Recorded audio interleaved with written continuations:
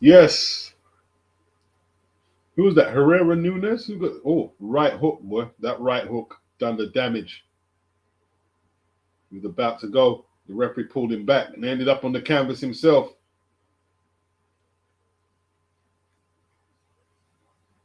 Let's see that right hand again. It's a good right hand. Oh, great right hand, boy.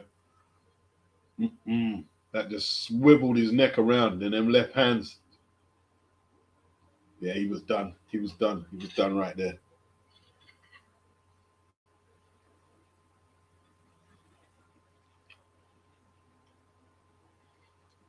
Big up Anthony. Big up Ulysses. Anthony says the last stream was really good. Yeah, some real topics. Some real topics. Debunking myths. That's what we debunked a lot. I think there's a lot of myths, you know what I'm saying? That become folklore online. A lot of myths.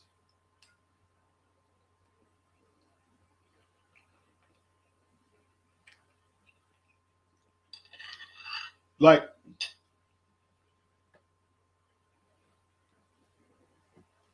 with men getting women, what is the secret? It depends how much you want them. It depends how much you want them. If you value chasing women more than chasing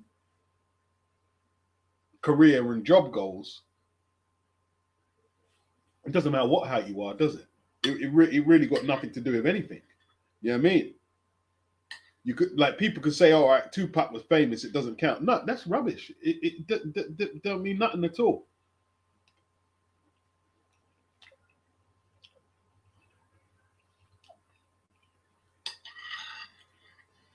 Look at Scarface. Scarface is one of the most powerful movie characters in history. He's a small dude.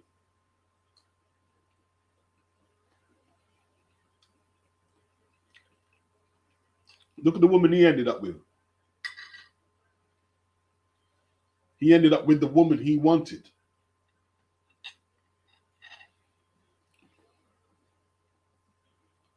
Posture. He didn't have a weak posture. That's all it is. Women can see your confidence coming. Your height won't mean nothing.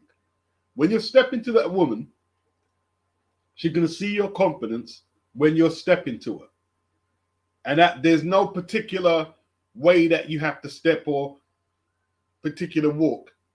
You either have it or you don't. Or you either learn how to do it or you never do. It's as simple as that.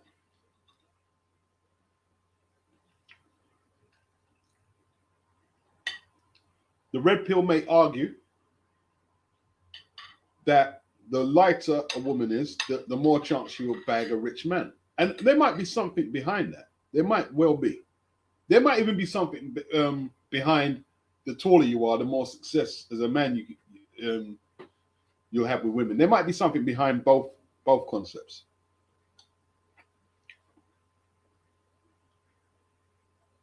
But a woman either has sex appeal or she doesn't.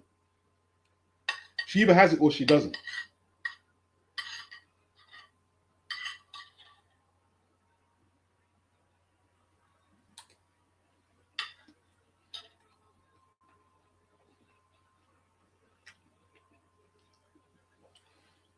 There's women with BMIs that are not on what they say is the required number who are married and happy.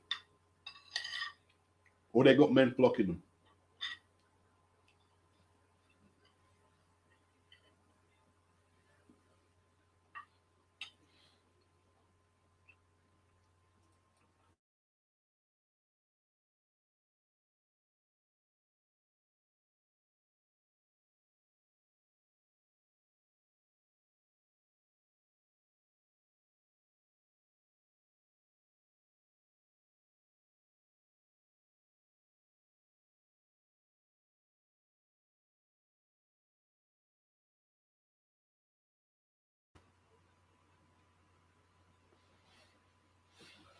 Let me get my glasses on.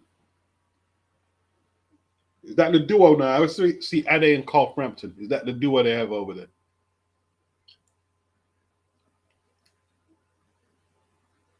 Crescencio, he's watching this over the Matthias fight. Anthony says, I thought that there wasn't much stock in chasing. There isn't much stock. There isn't much stock.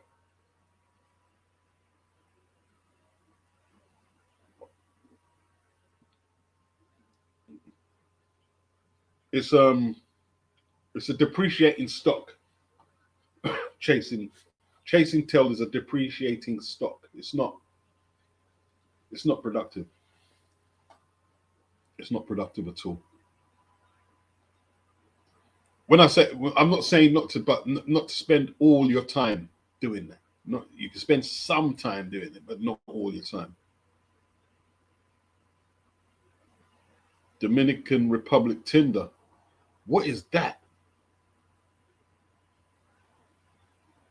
I'm not in the know on a lot of the stuff you guys are talking. What is Dominican Republic Tinder? What's on that? that little flex there you got there. Sound like a little flex you have there, sir. Hey, Anthony, did you hear? Did you hear, Anthony? The murder rate backyard has gone down quite a bit. The murder rate has gone down. I was actually going to find out what is behind that. Big up Crescencio. I haven't got a clue what's happening with Matthias and when that starts.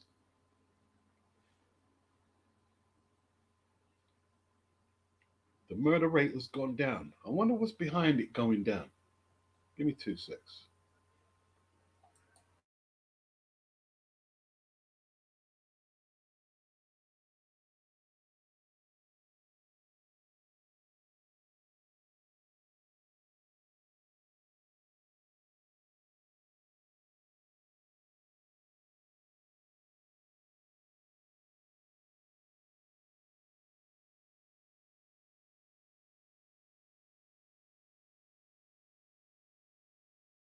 Oh, you can change the settings on Tinder to the country you want. I hear you. Anthony says, of course, because my prime minister is in charge, Mr. Andrew Holness, in a mess boat, in a ramp. Okay. Pete from New Zealand was looking for someone live on the Khabib scrap. Yeah, we're here, man. All right, so the government's taking control. Government is taking control. So this guy, Andrew Holness, me don't know nothing about it.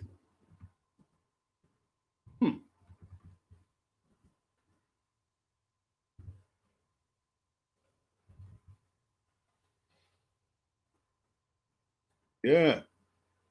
Doing a good job, man. He's doing a good job.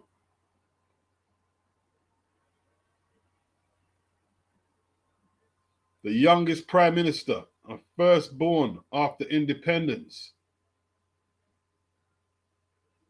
All right, he's young, isn't it? Flipping out.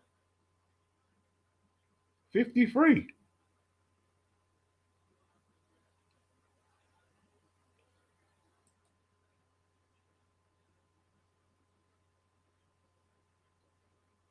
Yeah.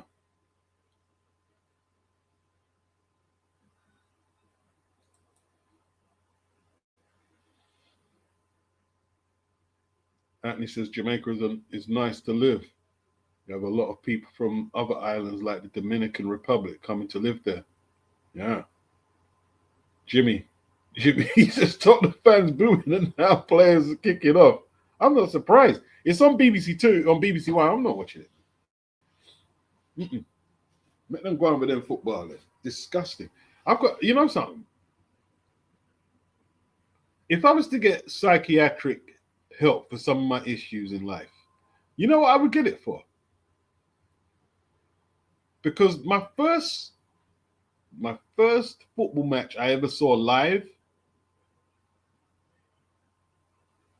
I can't remember who we played, but it was in 1979. I think who was the first? I should know that. 1979. The first time I went to a football match, White Hart Lane. So that's 46 years I've been a Tottenham fan, or longer.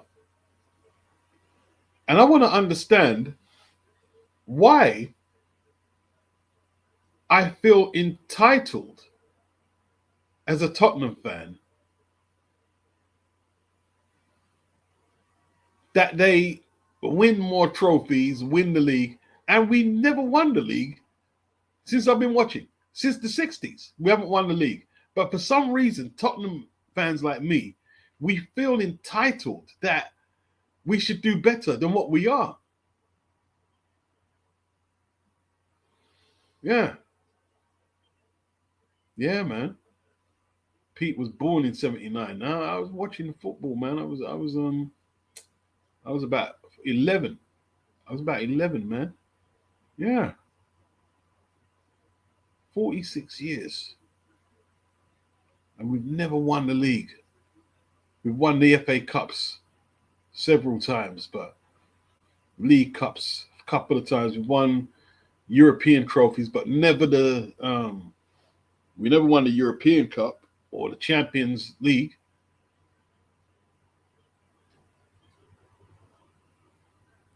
Okay. Holness has given the police a lot of power and more funding.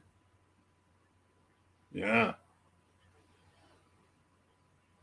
Colmaine coming up, says Andrew McDowell. Anthony says he's not afraid to ask for outside help from foreign countries. I think that he asks to get the British government to get involved in the Vibes lateral. Okay, in his release.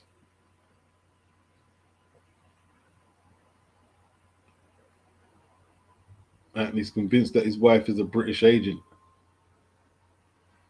Yeah, with proper crap team units. Yeah. It's misery, you know. It's misery.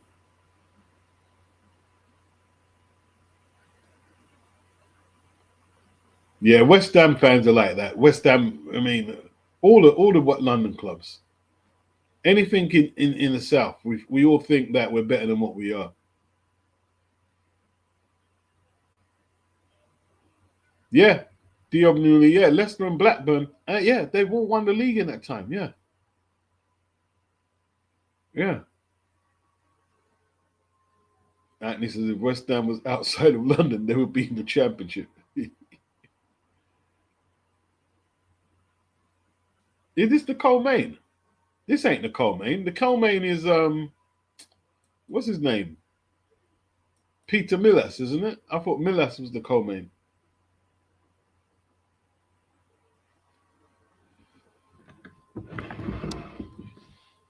Man, I've got boxing fatigue, man. I mean, this card is just draining, isn't it? Maybe I should have just come on when Kabayel was coming out. Who's Birchall and Pantin? I don't know. This ain't no Colmaine. It's a 6th rounder. Oh, why I came on so early?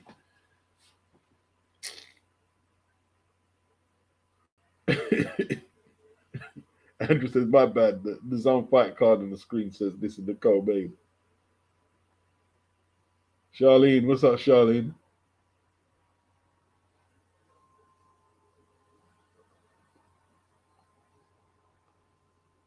Why are they putting 6 rounders on at this? Like, shouldn't the 6 round fights have been and gone on a prelim? I'm sure the last fight was longer than 6 rounder. The guy got the stoppage in about the 8th or 9th. Yeah, Kabayel does tend to fight to the level of his opponents, Diobinuli. Yes, he does. Yes, he does.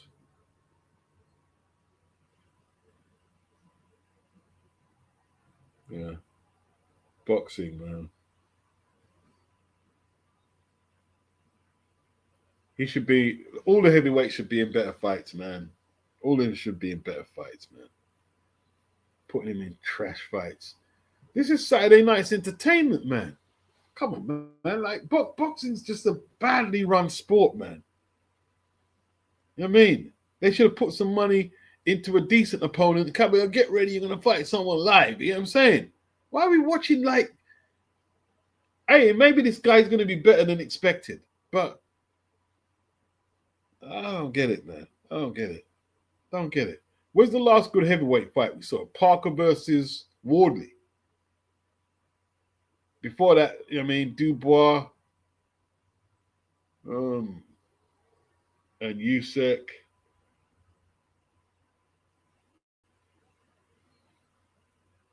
I haven't been on Tinder.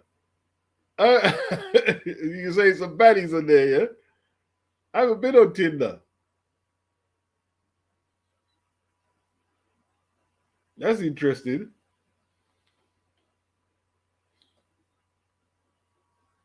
Theo Binuli, good heavyweight though. I think Kabayel Wardley, maybe the top contenders right now.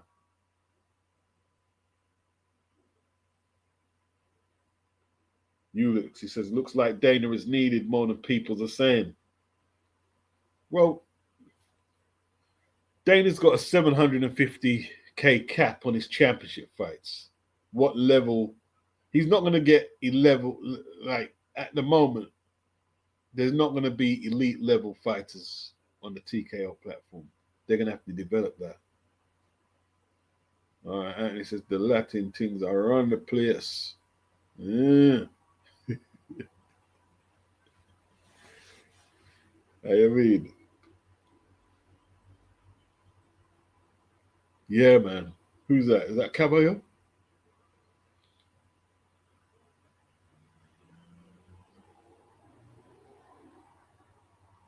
His eyes blacked up pretty bad, isn't it? No, it's not that bad. It's the angle I saw it from. Diobinuli, the man that got exciting fights in boxing is Turkey in the past couple of years. Tell you what, man. Look what Frank's. I mean, if you look at this fight here, right? Nobody really wants to see this Knyba. He might be good, but we haven't seen him at any elite level do anything. We don't know him. He's not known to us. We wanted an established name. And look who Lawrence Okoli was fighting last time out. Frank not getting the funds to make the matches. Or they're pricing themselves out. That's the thing with boxing. Look at Oscar, about 60-40 for the Boots fight. 50-50, but he doesn't want the fight. Or Boots, like, Virgil ain't saying nothing. The only people who are talking is his manager, Meridian, and Oscar. Virgil says nothing. Mr. Lazar, what's the prediction on the main event? Kabayel wins, isn't it? Kabayel wins. I would have thought. That body attack, if he gets past them long arms, he lays that body attack on him and wears him down. That's been the pattern of his fight so far. There's nothing in Knyba's form, even though he's 17-0, that will suggest he could pull off the upset. But you never know. You never know. Maybe we might get a competitive fight and maybe an upset. You never know.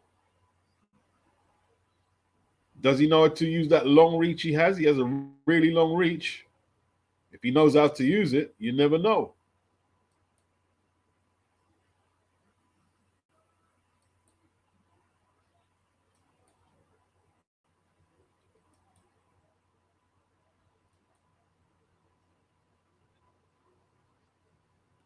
Who you got, Mr. Laza? Do you think there could be an upset?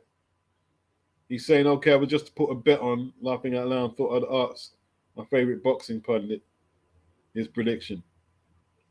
Well, I'm no expert on predictions. I tell you that now. If you're putting money on it, I mean, you might be looking at fucking beats. You want to lose your money? Bet on Sonny. Usyk manager said he won't vacate any more belts. Agit will be a handful. That's horrible. See, this is what I'm saying, man. If these are all the sound bites coming out of Camp Usyk, how long can we just keep giving them a pass? Oh, we love Usyk, and there's people saying he isn't ducking nobody. Like, do you want to see fights or not? I don't get that. I don't get like I like Usyk and I get it, but the whole thing that we can't say anything about him not taking on his mandatories is not a good look. It's not a good look.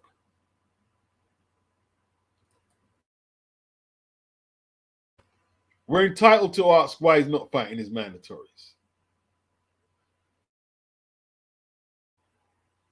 Yeah, he's fighting Wilder next. You looking forward to that Dion Benuni, Usyk versus Wilder? I'll watch it, but I'm not looking forward to that fight right now. Look at Wilder's recent form. Come on, man. He looked horrible against Herndon. He didn't look good. He didn't look good against Herndon.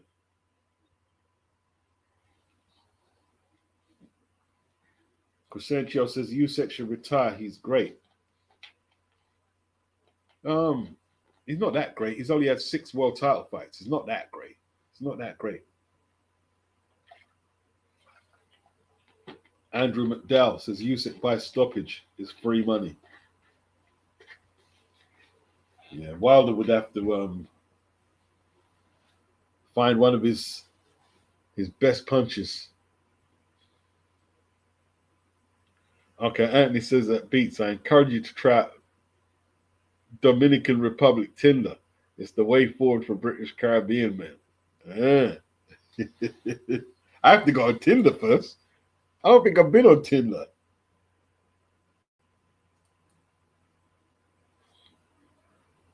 I have to go on Tinder. Am I on Tinder? I don't think I'm on Tinder.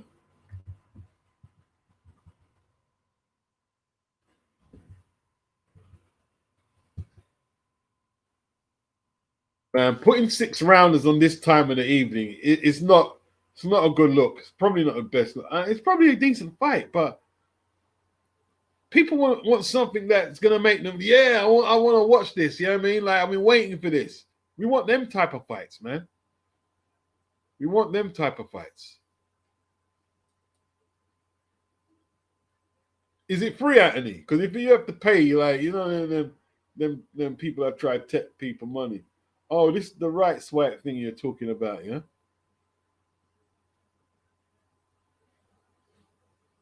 Definitely gonna have a look.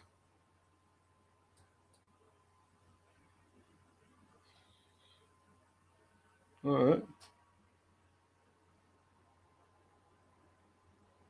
We're definitely gonna check it out. It's free, yeah? We got Maxi. No, Anthony's saying you have to pay a subscription. What is it, free? Maxi said it's free. Anthony's saying you have to pay a subscription. Anthony's saying Wilder is washed and has outside distractions. That's why Yusuf's picking him, man. Yusuf's picking him. Mr. Laza, he says, Riyadh has spoiled us, beats. We ain't getting them cards no more. Yep. That could be the way he's heading, I'm afraid. Andrew says Wilder is punch drunk, but will still take the money for a beating. I mean, look what Usyk did to Daniel Dubois. Right now, Dubois is more robust than Wilder. You know what I'm saying? Wilder won't be able to take no beating in there, man. He's inactive, right? His radar is off on his right hand, right? It's just like, come on, man. You know what I mean? Wilder start taking a beating. He's going to get flashbacks to Telly and all that. Not making fun of him, but that's the truth, right? That's why you see boxers crash and burn. Yeah? He's told us why he can't get back in the game. That woman has scarred him up. How much boxers, how much entertainers, how much politicians who were once great men who actually fell off of the level of what they was because of issues like that. When you go through issues like that as a man, At 39, there's no more great boxing from Wilder. And Usyk knows that. You know what I mean? You're going to get flashbacks to telly. I'm being serious. I'm dead serious, man. It's like when AJ comes back, right? They're saying he's coming back.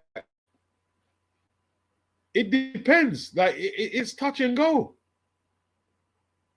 It's touch and go.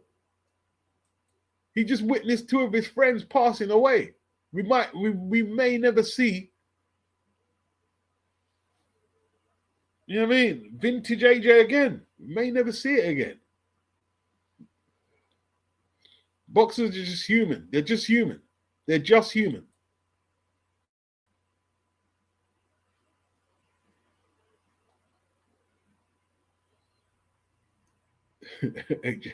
And he said flashbacks to telly. Yeah.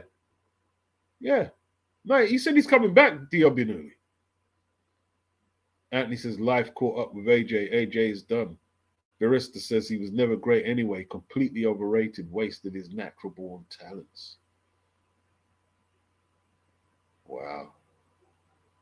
Yeah, well, listen, they're both old.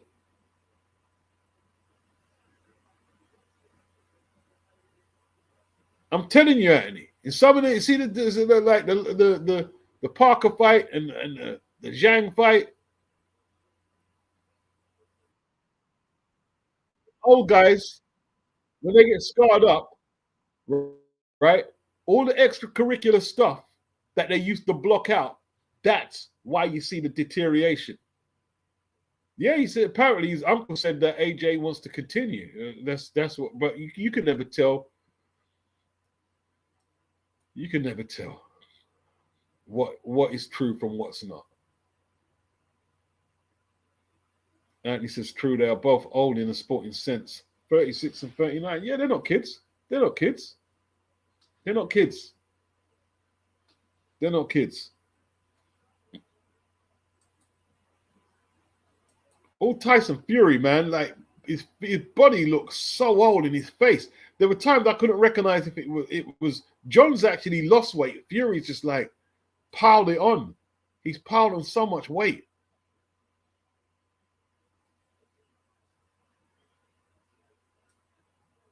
You know what I mean?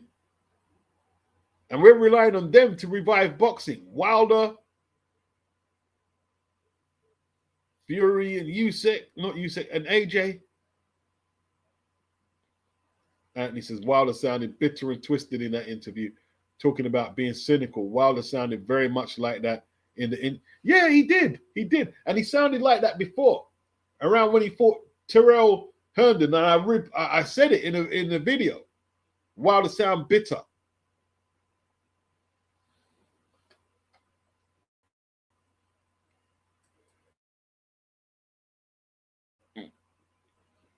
Yeah.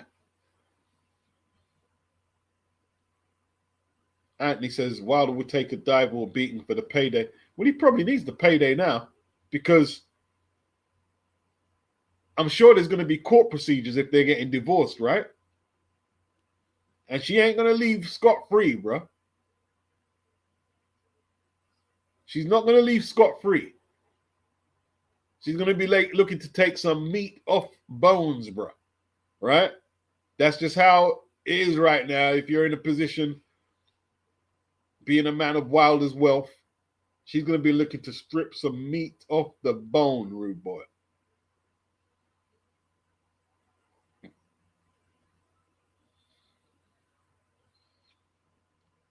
Yeah, weren't they married? I thought they were married.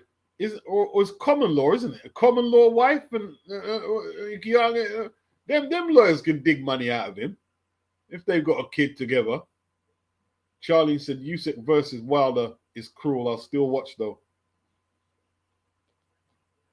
Boy, if Usyk gets caught out, boy, for cherry picking and Wilder lands a stray right hand on the chin.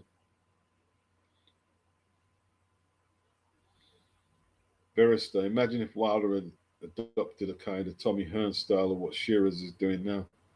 Could have been great. But he came far just with his genetics. Crescencio, Wilder versus Chisora is the better fight to make. Anthony says she will need that 5K a month child maintenance in those LA courts. That's not that much though for Wilder. That's only 60K a year for Wilder. That's not 5K. You sure that more than that, Anthony? 5K a month. I think Wilder will be able to handle that.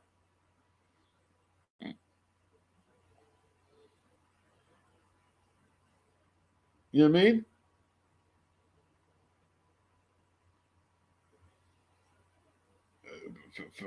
Like 5K a month for me would like I'd end up in jail. Yeah, she's gonna go for more than that, Andy, man. You know what I mean? There's no way she had to lie down. I mean, for 5K a month. Even though she's got a man, probably a man of she may dating some American footballer who's got means. She still want more, you know.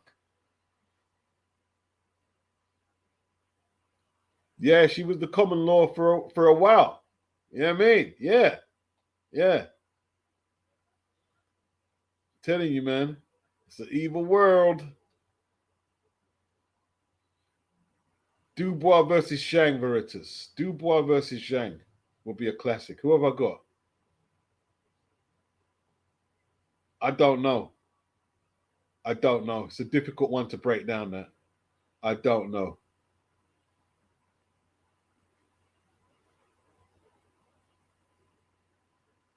Has Zhang got any fights scheduled? Is he coming back?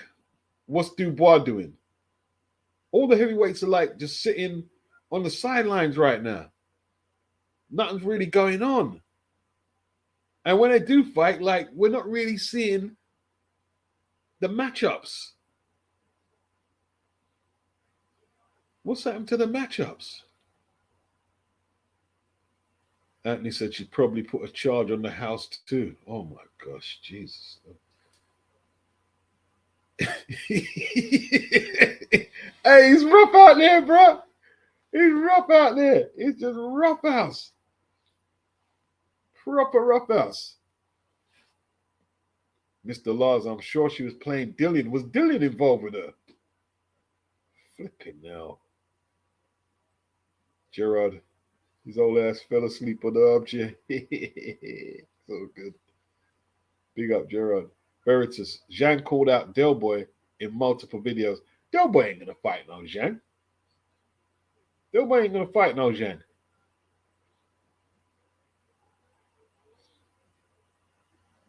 Be an interesting fight though. Can Derek apply enough pressure to wear Zhang out?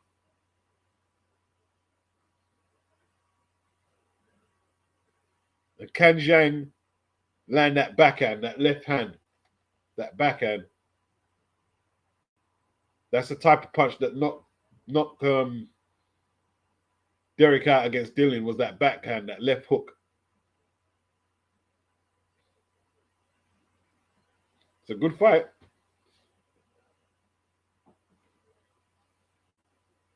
Suleiman. Anthony thinks Zhang would be too big and hit too hard for Derek.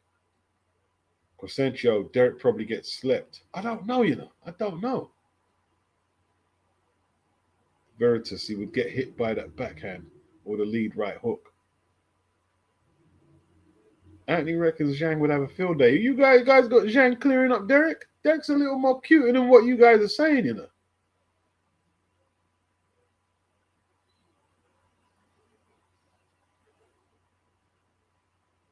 It depends. It depends. It depends. Depends. Could be a very interesting matchup. Let's put it that way.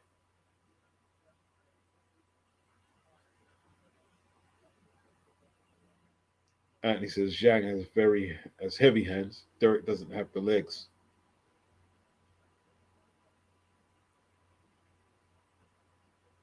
Mr. Laza, he thinks Del Boy pressure is going to gas Zhang out.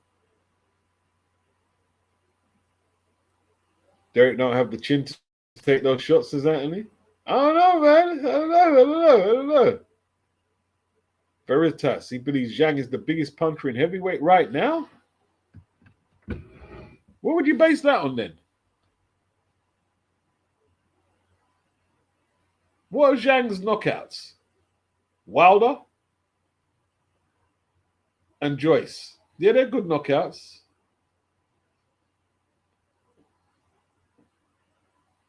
Gerard says Joyce got cooked by that Zhang backhand. It depends if Derek can get inside and work.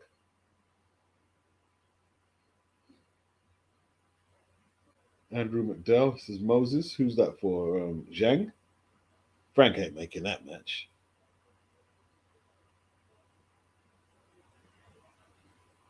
Moses has got Jermaine Franklin. Is that this month?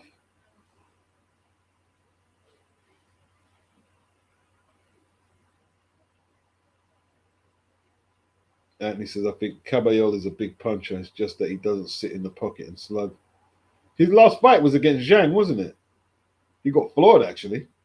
I think he got caught with that backhand. He got back up, though.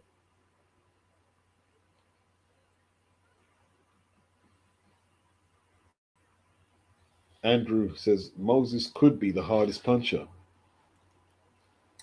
I don't think so, actually. I don't think he is. I don't think he is.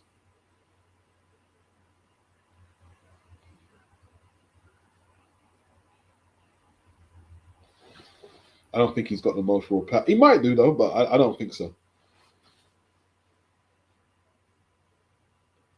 Veritas, he says, Zhang's gas tank and subsequent lack of volume prevented him from knocking out his other opponents. Yeah, like he had Parker on the floor early and late in the fight, but he can't put them together to finish.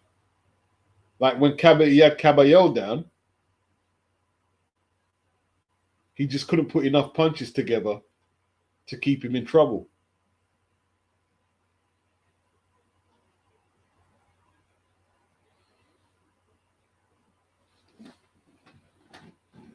D. Obinuli says Moses is fast and accurate, not powerful. I'd agree with that. I'd agree with that. I'd agree with that.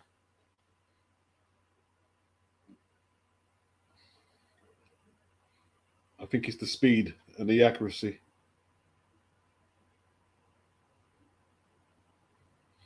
Andrew says at Barrister, he's too heavy and doesn't train properly. He fell in love with his power after the Joyce fights. Boy, he really laid Joyce out with that. Was it a left? What was it, a left or a right? He laid him out, though.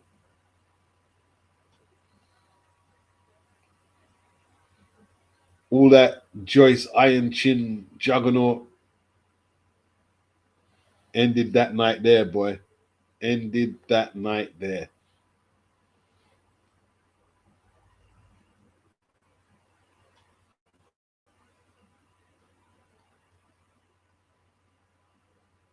It was a right hook, wasn't it, Andrew? I think it was a right hook. Yeah, in the second fight. I think it was a right hook.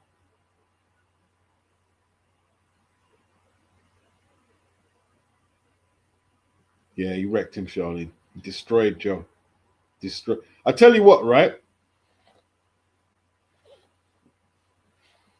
And I said it before the fight.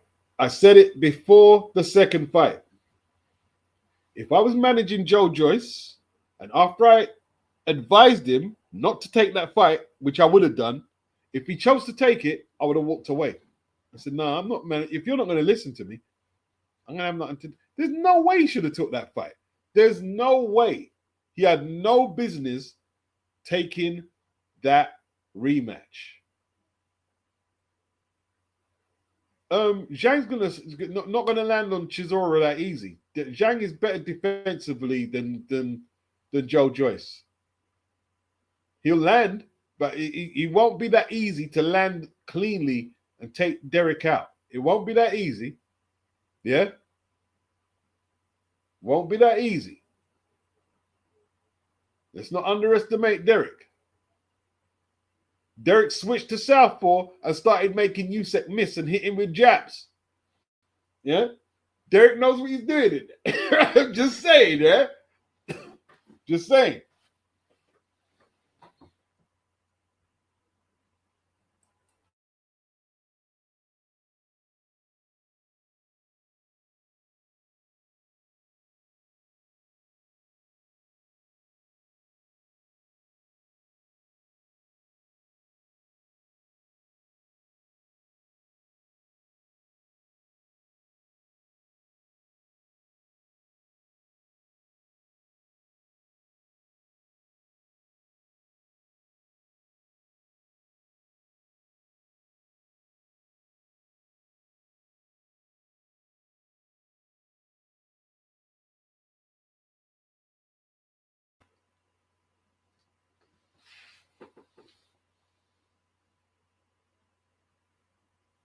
Diobinuli, who were the next crop of heavyweights? Moses, Big Baby Anderson, Dubois, Wardley. Who else?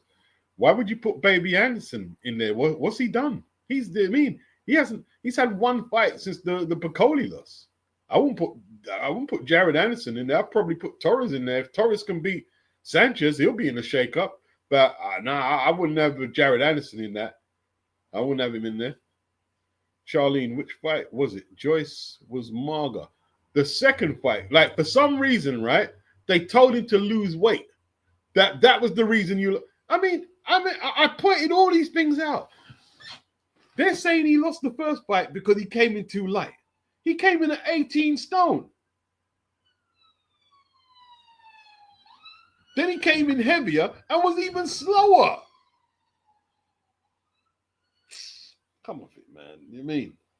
That was a stupid, like the first fight with Zhang, he was outclassed. He was outclassed. It was no other, it wasn't the weight, it wasn't because his eyes swole up. Yeah, your eyes swole because you're getting punched up. And they took the rematch straight away. Listen, I predicted 2 rematches that shouldn't have happened, right? The Joyce rematch was a no-no. Joe, don't go in there with Zhang again straight away. Don't do it. And the other one was Roman Gonzalez versus Rungbasai, right?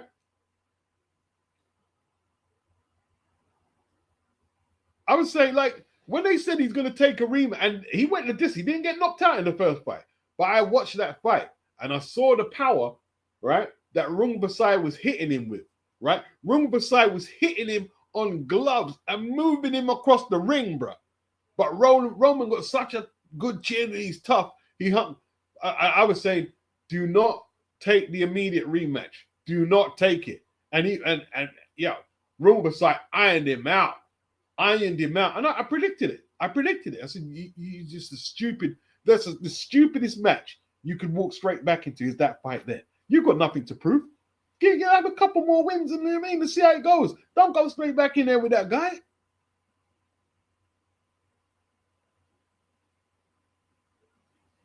And I was watching, I was studying it. I said, look at the size of Rungbasai's calf muscles.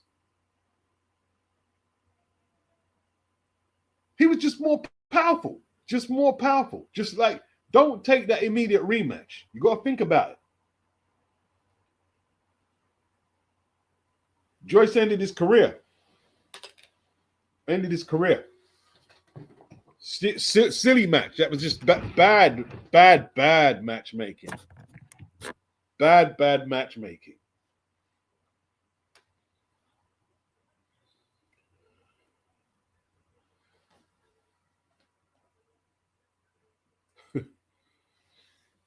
Ended his career right there. That right hook.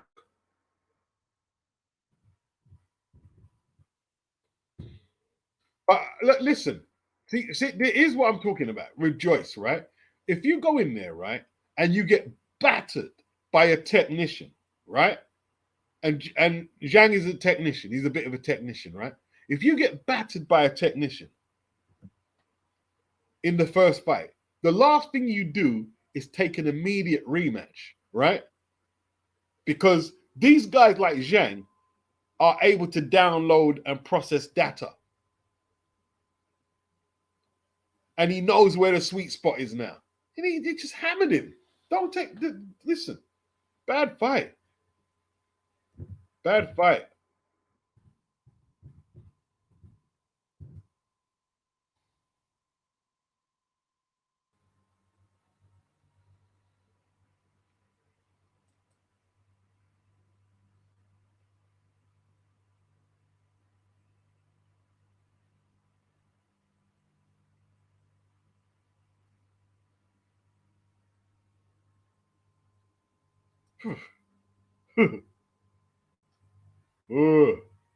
Ulix, Frank never wanted to help Joyce. Nah, he really didn't. Terramona and Torres are also names on the come-up, says Dio Binuli. Big up, Guzzy. Lady Chan was good. She says this card is tragic. Yep. It's tragedy. Proper tragedy. It's not good. It's not good. It's not good. It's not good. It's not the best boxing to watch. We just have to wait for the mains. Lady Chan, I don't think I know anyone in this card. I know Peter Millas. This is the first name I recognize on the card is Peter Millas. He lost to Tony Yoka.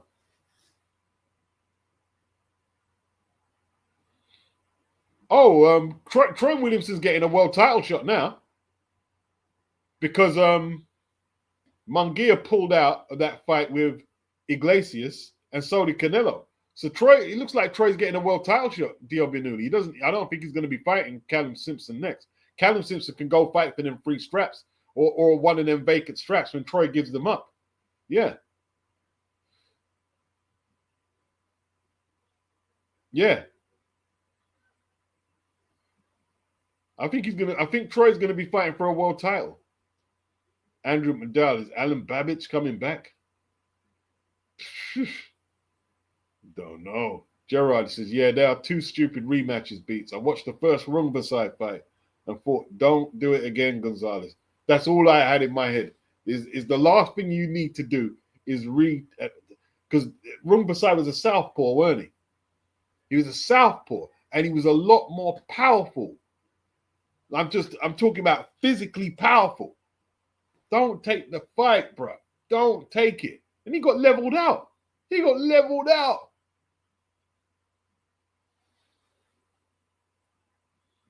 Yeah, this is a Frank Warren card, I believe. Not being funny, yeah. I think because people dislike Eddie. Frank killing Eddie. Frank puts on a lot of trash as well, man. I mean, let's keep it real. Frank put on a lot of trash, bro. Let some of his fighters fight trash. Tete, Akoli, oh, God, horrible.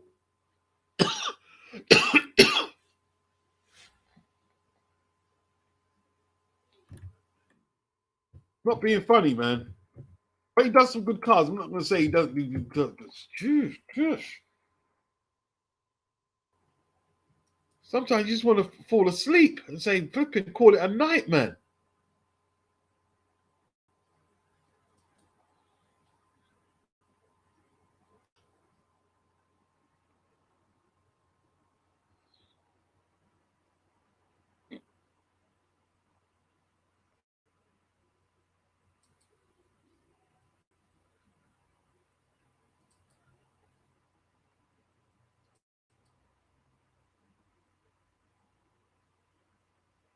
Yeah, this is how is Bob Aaron? What Bob Aaron fighters are on here?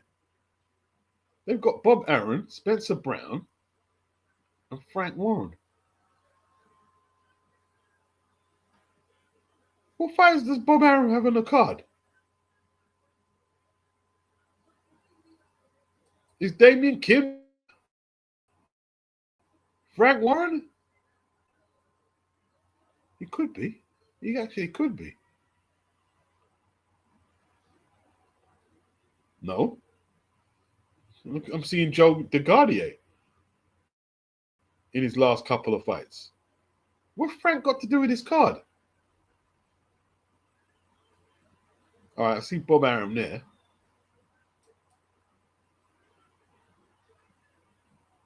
He could be a top rank. I don't think so, though. What's Bob Arum got to do with the card? There's 3 promoters on the card, yeah? And the card is trash. If it's free, you guys got to be doing better than that, man. Yeah, well deserved for Troy. 100% well deserved for Troy Anthony. Yeah.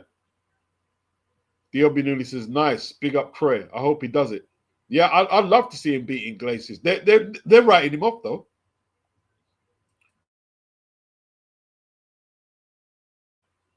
They're writing Troy off, but I would say Iglesias got a lot of knockouts. Was it 13 and 14 wins or whatever? But who's he fought? We don't know how good he is. He might be all that, but we don't know.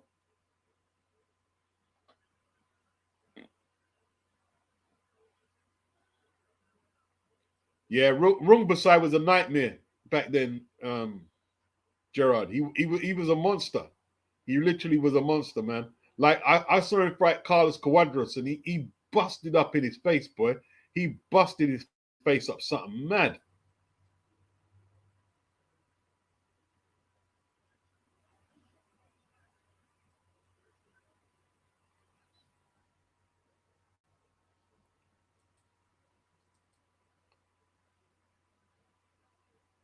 Why aren't Top Rank on the zone? Don't know.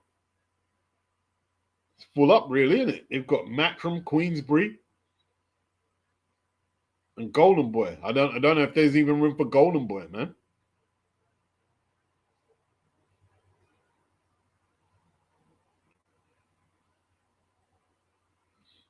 Yeah, Frank is the main promoter, but they still that Frank like somehow Bob is getting accreditation on the box rec information.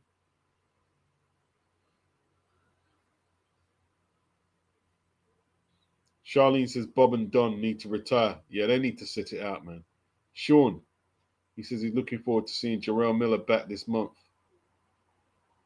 Who's he fighting? Is Eddie promoting him for his next fight? I think he will be, isn't it? He's definitely not working with Salita. I think Salita better stay away from Miller. Miller might do him some harm. What's your Coley in the Ferner? In the pimp jacket, bro.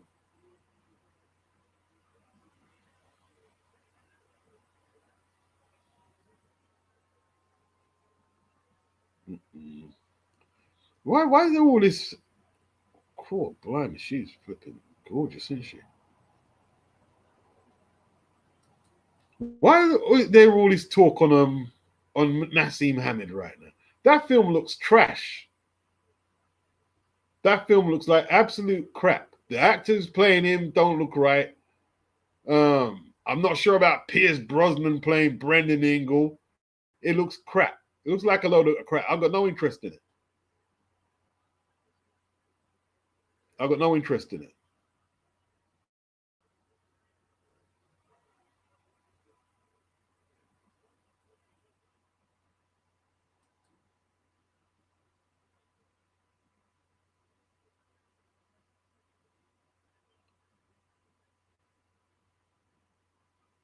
I'm not really cued into this fight, to be honest.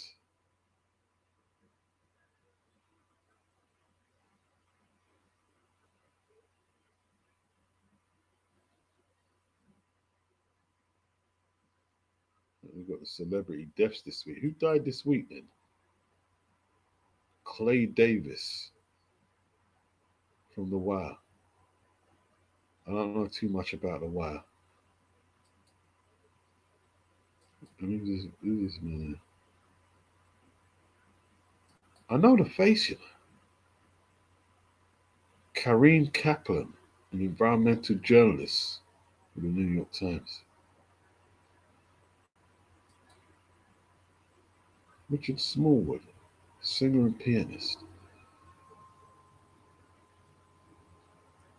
Kidney failure. I don't think I know him. Carmen Delavalade. No, I don't know these people, man.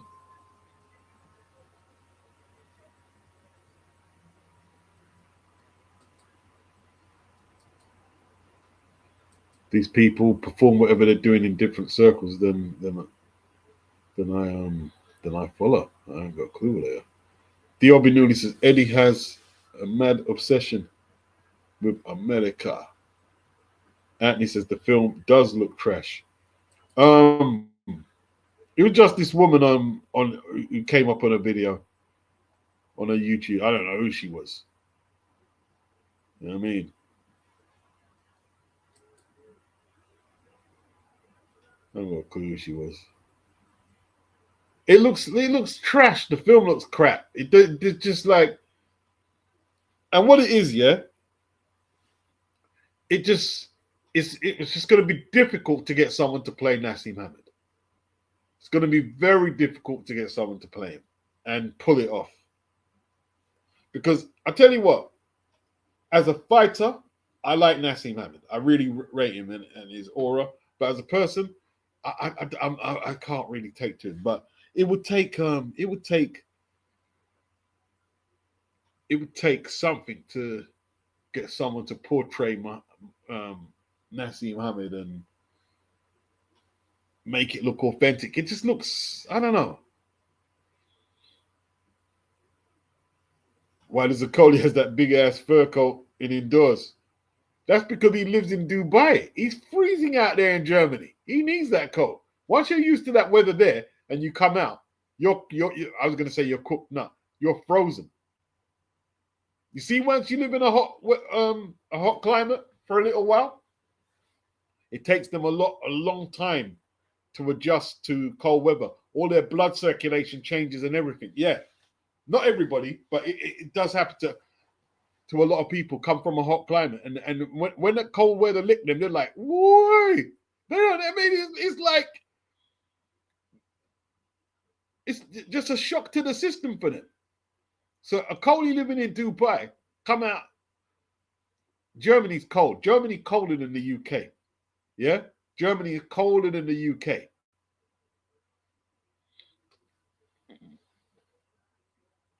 Oh, that's right. Yeah, he's fighting on the TO card. That's it, Sean. That's right. That's right. Sean Ramshaw. Yeah, that's right. He's fighting Kingsley Ibe. Yeah, on the TO versus Shakur card. Big up Bruce Gass. Is it Big George Foreman's birthday today? I didn't know. Oh, Guzzy says Naz had nothing to do with the movie, and he's bringing his own movie out soon. It's all talk, Guzzy. He ain't bringing out his own movie. It's all talk. So what? They didn't need Naz's authority to bring out that film.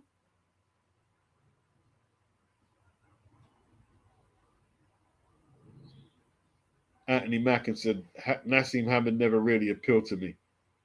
Yeah, I just couldn't. I don't know what it was about him, man. Some of the things he used to. I didn't hate him, but I used to like watching him fight. I bought all his pay-per-views when he was on Sky.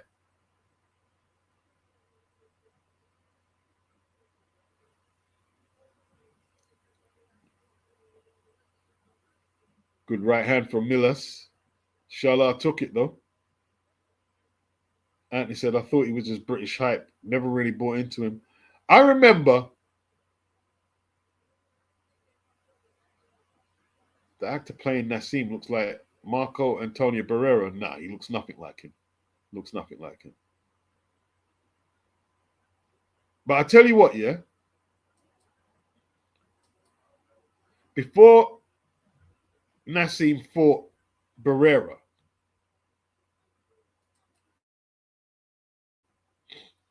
I was surrounded by a whole load of casuals who didn't know Marco Antonio Barrera. They didn't have a clue who he was, and they thought Naseem was going to knock him over like everyone else. I said, no, he's not. I said, no, he's not. And I'm trying to tell them there's a good chance he loses. Oh, you don't know what you're talking about. What are you boxing? See, after that fight there, when that man wanted to talk boxing, they have to come consult me after. They knew they were out of their depth. And you know something? They claim that Naseem's hands were really bad at the time, and that's probably true. He did have bad hand damage, but Emmanuel Stewart warned Naseem Hamed because Naseem was talking very dismissively about Barrera. And he was talking about how Junior Jones did thump him up. I'm going to mash him up. And Emmanuel Stewart told him, he said, that Barrera is not around no more. The guy you're fighting now is a different fighter. But Naseem was very arrogant at that time, very arrogant. He caught the hands.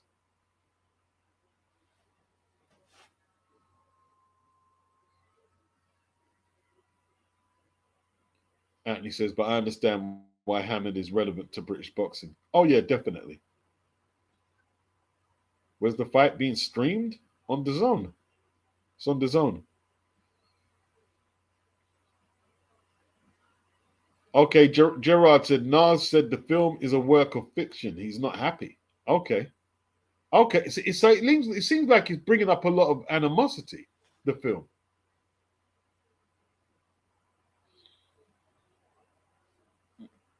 Guzzy, I believe the writer bought the rights to Ingle's book and made a movie out of it. Oh. Do they mention him as Prince Naz in the film? Because that's one way they could get around him. Get around. Oh, yeah, if he's bought the rights to the film. Because the film is just as much about Brendan Ingle as it is Naz. That's what it looks like to me. Anthony says Naz looked good against a lot of average boxers and washed up boxers. What were Naz's best wins?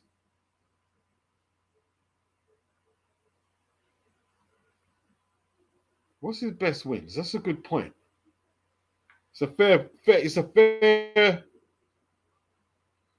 fair assessment, but we have to put it under scrutiny. What were his best wins? Sylvester, what's up? Big up, man.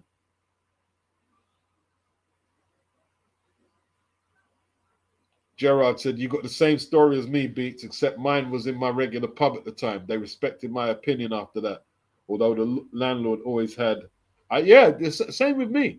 They thought Naz was just going to walk through him. I said, it's not going to happen, bro. I said, it's not going to happen. Anthony Mackin, he says, I didn't really like the way he humiliated Steve Robinson, who was way below Hamed's level. He made Steve look horrible. He made him look horrible that night. The way the last uppercut was so dismissive. It was so dismissive.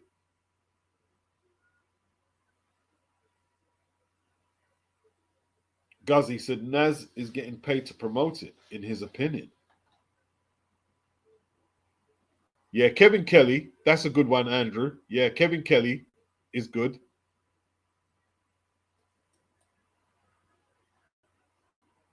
Probably Kevin Kelly in New York. Probably Kevin Kelly in New York. Probably his best win. But he's got some other good wins though. Tom Johnson was a good fighter. There were some good fighters there, man. Like Medina, he was good. They were good. They were good featherweights, man. And you got to remember, he was a unified champion. Naz was good. Naz was good, man. Naz was good.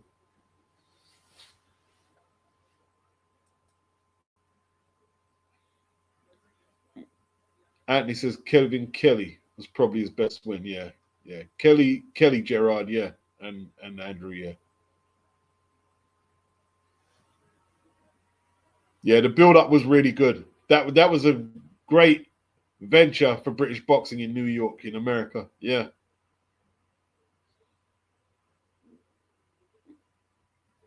Okay. Veritas says Naz revealed in his interview with Frotch that some things in the movie didn't happen in real life, and his true relationship with Ingle wasn't truthfully explored either. Anthony says Tom Boom Boom Johnson was washed when he fought Naz. Okay. Was he washed?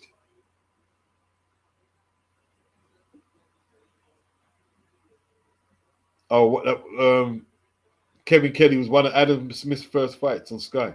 Yeah, I bought a few. I bought a few of Naz's pay-per-views on Sky, man. He was one of the first box office fighters on Sky after Frank Bruno and Tyson. He was one of the first box office fighters on Sky. Naseem Hamed.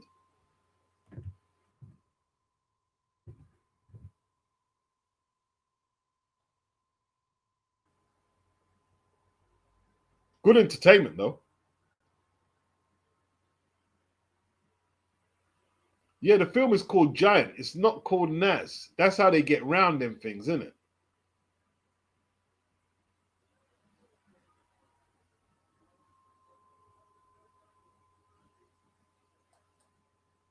That's how they get round it.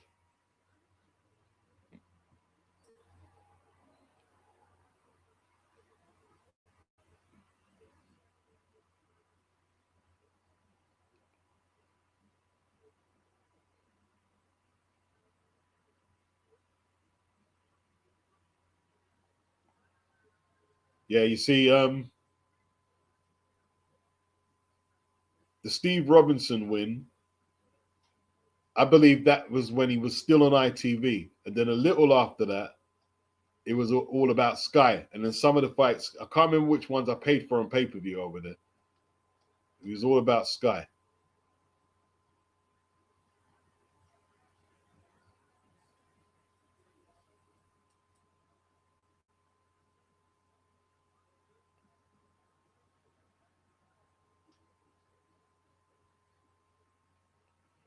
Yeah, Frank Bruno Tyson 2 was the first pay-per-view on Sky. It definitely was.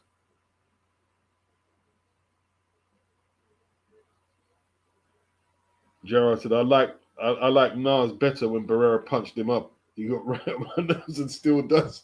Yeah, I don't know what it is about Nas. He's probably a good dude, really, but sometimes I don't know. I don't know.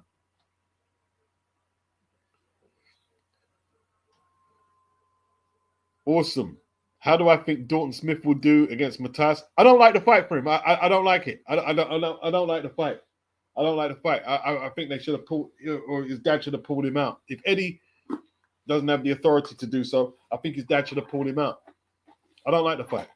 I don't trust Matthias one bit, bro. I don't trust Matthias one bit. I don't like the fight. I don't like it.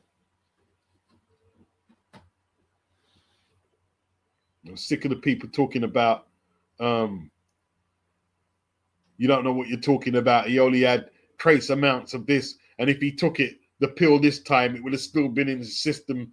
He would have still had large amounts in his system. Shut up with all your mumbo jumbo. If it was anyone else, you would have been talking about strict liability.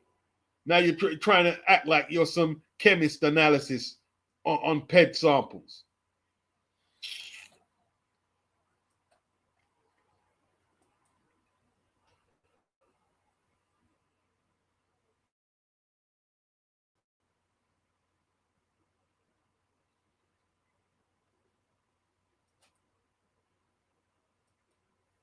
How do you know when he took it? From when the test was took. You might be able to find out when the test was took, but you don't know when he took it.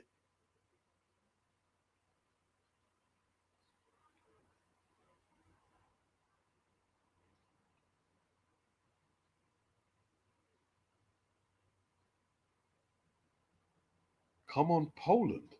Free Europe. What's going on?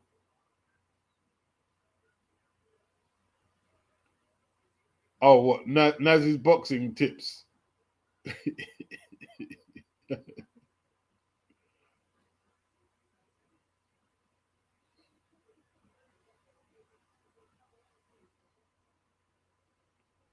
Yeah, I look, man. It might not be analytic or whatnot.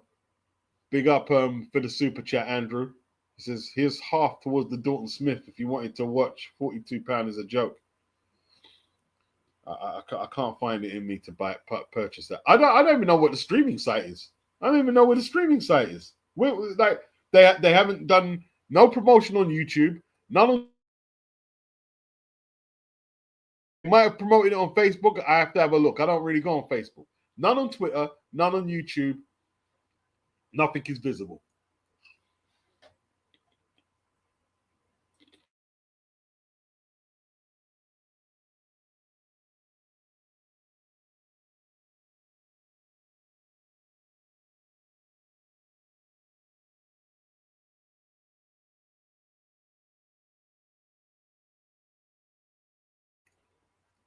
Appreciate the super chat though. I'm gonna be sleeping by the time that's on.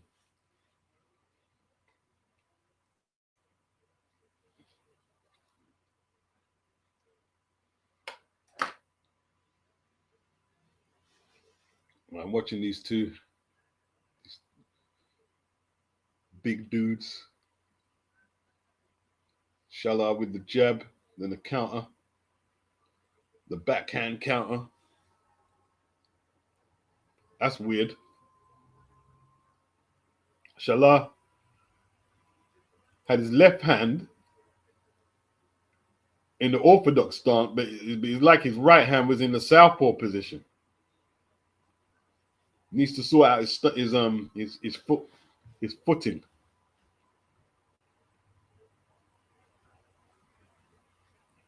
Good jab by Salah, countering on the back foot. Big right by Milas, doesn't land. He's the more aggressive. Salah on the back foot, counter punching on the ropes. That round ends.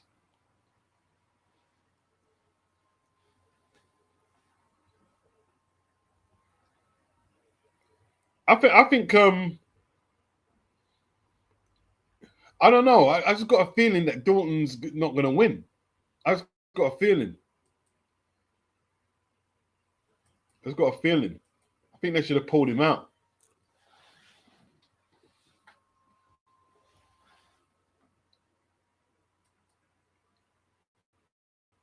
I think they should have pulled him out.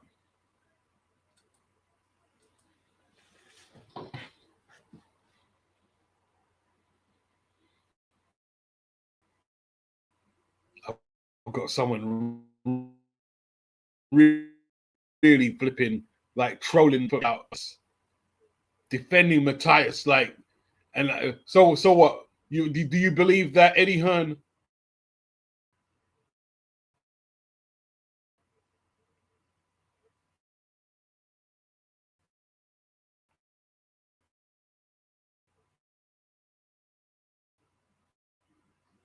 Well, you believe that? Eddie Hearn tampered with his sample like Matthias playing. That's the one. People, they just become fanatics of people they don't know. Weird, bro. You're just weird.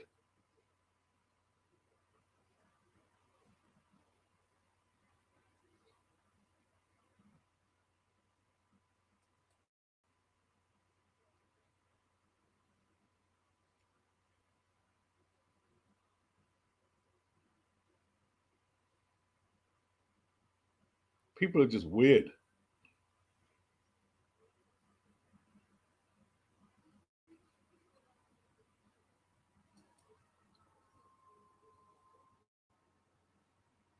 Don't get them at all.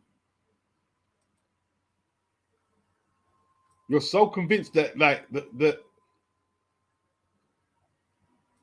someone you don't know could possibly be guilty. Why are you so convinced? As much as they're saying that the trace amounts could be contamination, yeah, and the trace amounts could be from that of cycling off.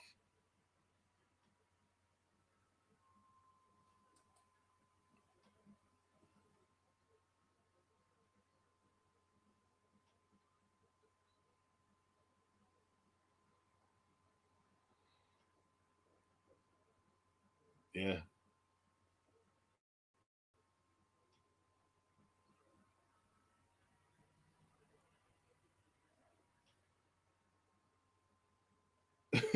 Matthias blamed Eddie Hearn for why he came.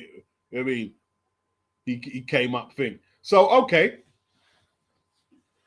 Here's for your conspiracy theory. Let's think about this, yeah? If you're saying, right, that it was from a supplement, so there was only a certain amount of ostarine in the sample. If Eddie tampered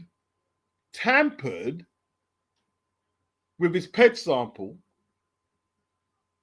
wouldn't he have made sure that he was positive? If he tampered with it, he would have made sure that he had over the allowed usage of ostarine. Wouldn't that make more sense? If you're going to tamper with a sample, you're not going to put it in there so the New York State Athletic Commission can say it's still a pass. You're going to tamper with the sample that he's suspended and loses his belt. You're not going to do it so it's a borderline case between VADA and the commission. So what sense would that make? What sense would it be? You like Eddie Hearn's got a lot to lose, yeah? So he tampered with the sample so my man can still fight.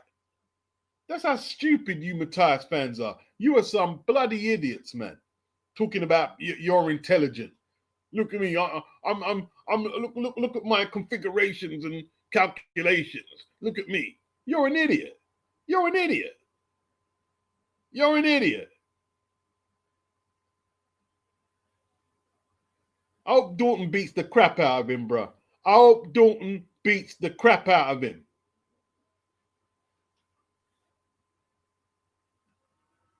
Yeah. Anthony says British boxers rarely win overseas. Yeah, that's true. Well, Shiraz did well over there, didn't he? Shiraz put the bars on him, bro. AJ won in Miami, even though it was against Jake Paul. It's still a win. We'll take it. Fury beat Wilder twice out there. Kilbrook beat Sean Porter years back. I would love him to just like smack him up. I love Dalton to smack him up. I think he's a cheat. I think he's a drug cheat. I think he's dangerous. I don't want to go too deep into it. I just don't believe the guy. I don't believe it was contamination. No, I don't.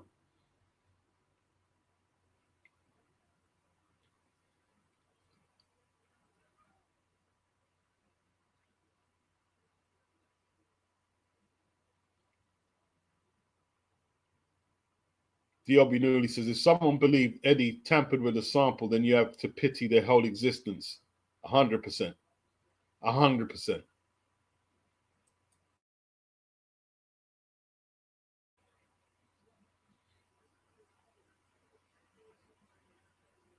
Colin said, Matthias' style is absolute juice.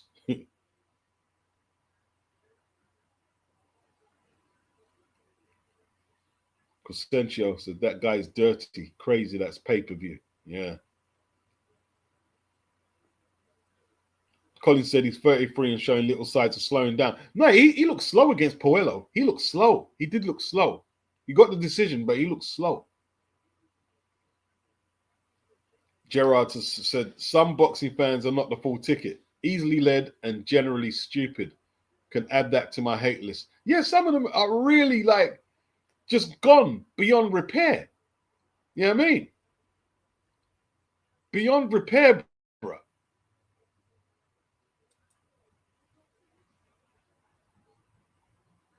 Yep. See, DLB nearly pointed it out, bro. Right? Look what happened to Dalton Smith. Not Dalton when Yafai fought the drug cheat. He could have died in that ring. He could have died. That guy gave him a beating towards the end of the fight. Just kept throwing punches. And look how old he was. And Sonny Edwards called it. Remember Sonny Edwards called it? Sonny Edwards called it. And Eddie knows that this guy popped, right? But he was allowed to fight. And you're still, I don't get it. I don't get why they're letting him fight. I don't care. Even if he wins, right? You can say, well, beats were wrong. No, you didn't prove nothing wrong. Listen, good point. Let me think. Let me screenshot your point because I'm going to use that in a vid, bro. Dio Binuli. Let me screenshot your point because I'm going to need that. Good point. You should have learned, Macron, from that. You should have learned from what happened to Cal Yafai. That guy could have murdered that you in there that night. The way he was throwing punches. He got stronger as the fight was going on. Stronger and stronger and stronger. And he's an aging fighter. You should have learned. Shouldn't be letting him go in there.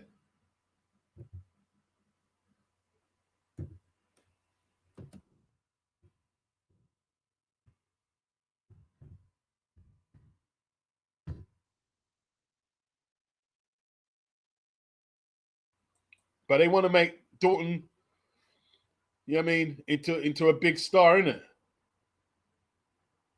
Mr. Atomic Bulldog.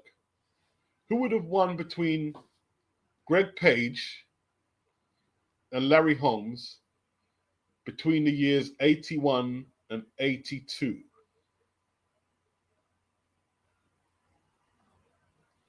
I think you should be looking at that fight from 1984. Who would have won it in 1984? Because the reason Holmes gave up the WBC title is because he was mandated to face Greg Page. But he didn't like the money that was on the table, and he vacated the belt. And that's how the IBF. Holmes is one of the most significant parts of the jigsaw for the IBF. The IBF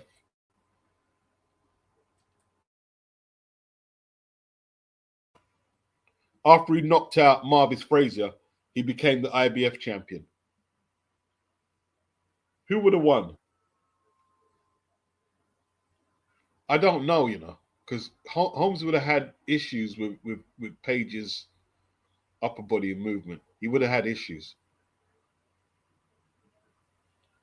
I would have gone. I think Holmes would have won on points. I think Holmes would have won. It'd have been a tough fight though. I think Holmes would have won.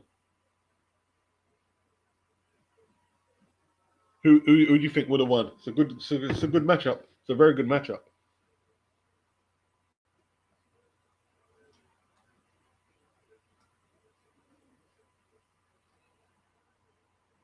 Colin Chelsea. I think Dalton gets ground down tonight.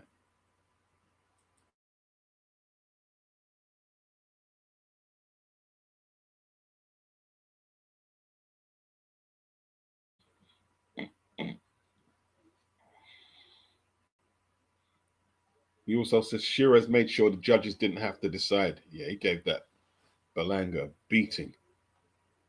Sapkata, what is that? Turani Millers, I ain't got a clue. Begovic wants Fabio or Agit. Yeah, he probably does want Fabio because Fabio's got a belt. But Fabio don't want a thing. He don't want Hrgovic. What does he want Hrgovic for? There's not nobody's pressing for that fight. Hrgovic had his chance, right, to fight Daniel. Not Daniel. Why am I again? What's the other you? Moses. He could have fought Moses and he turned it down. He asked for $5 million. So, he's gonna have to rely on the sanctioning bodies mandating him into that position. Frank's not. Listen, once you turn down that Daniel fight, Frank's putting him way down the list. Way down the list of who he's got to accommodate for a good fight. If it's up to Frank, you're not getting the Wardley fight. You're not he's not getting it. Yeah, I think he popped for weed before Yafai Gerard. He popped for weed.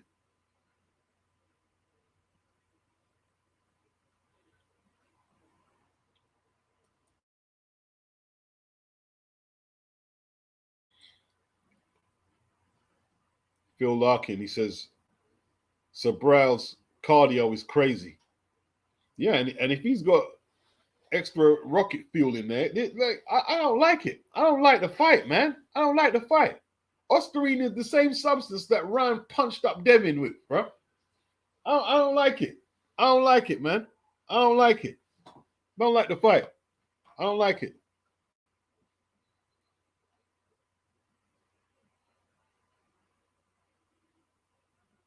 Do I think Dalton will emulate Puello's plan versus Subrail or box differently?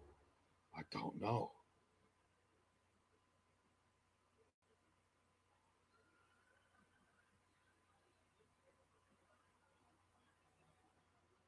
Oof, someone's gone down. That nose is bust as well. Is that coming out the nose, that blood? He's on rocky legs, isn't he? Oh, I think you could stop that. He's concussed. He's concussed. Let's see what his chin's like. Yeah, he's hurt, man. Let's see what. Oh, big right hand, big rights from Milas. Oh, looking to take his head off. Oh, great right hand. Oh, he's drumming him with some big shots. Oh, his legs are they're letting it continue. Just little tap put him down. They should have stopped. The referee should have been in there. This is over. Yeah, throw the towel. What are you waiting for? It's weird, isn't it? You look at Roman Fury's fight. Look at the referee jump in. It might not be the same ref. It might be a different ref. The referee jumped in when the guy was in nowhere near the same trouble. You look at this fight here. The referee's waiting for this guy to dead before he moves in. The towel had to be thrown in. It's crazy. Crazy.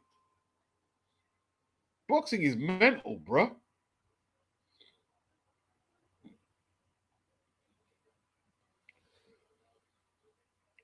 Veritas, if Subriel is indeed juicing after he already killed someone, would be crazy depraved. If this goes wrong, yeah, if this goes wrong, Eddie, or the British Boxing Board of Control, yeah,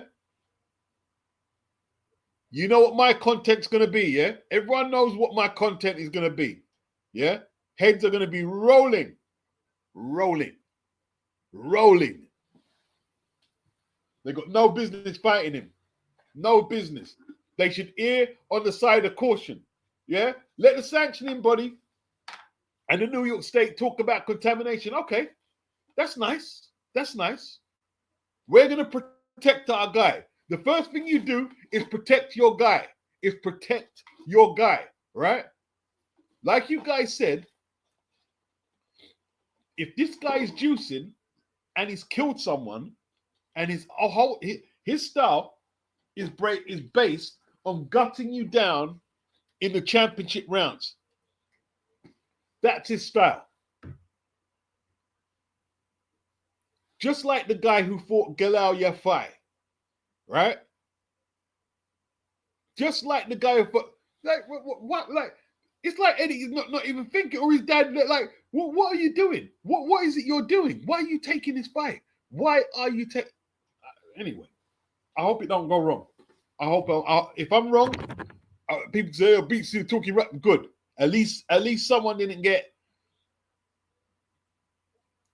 you know what I mean? You get what I'm saying? Hospitalized. I prefer that. I prefer to be wrong.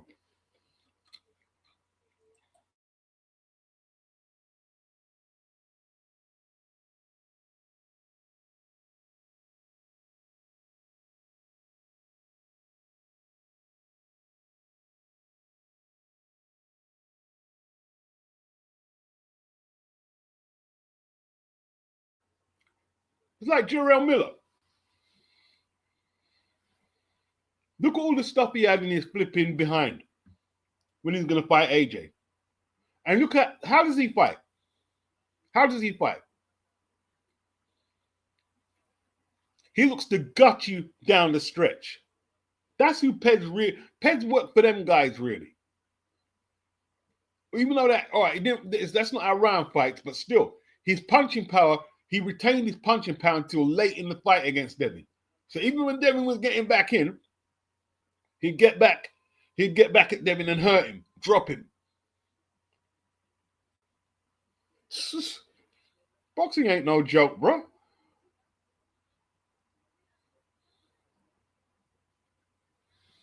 Jimmy, he said it's all about the money. If the commission and sanctioning body allow the fight and Hearn calls the fight off, Hearn has to dip into his pockets.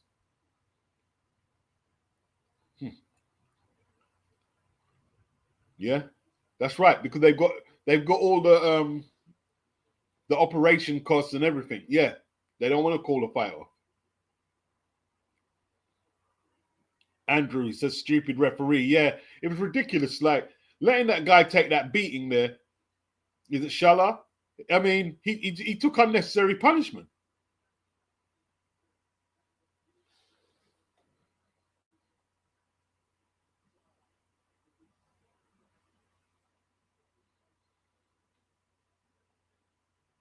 Yeah, definitely not a British stoppage, Colin.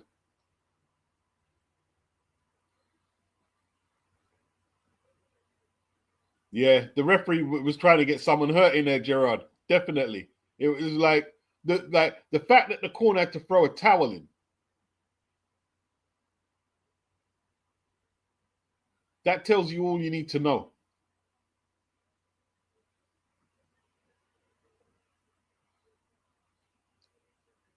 Guzzy, Eddie would probably say he promised his fighter a title shot. It's all about the money, like Jimmy said. I tell you what, man. Well, why don't we get like? I'd prefer to see a Coley versus Moses. Two Brits, two guys I'm familiar with. I know Jermaine Franklin, and yeah, he had two good fights against AJ and thing. But but then again, I mean that's a good fight. It's a good fight.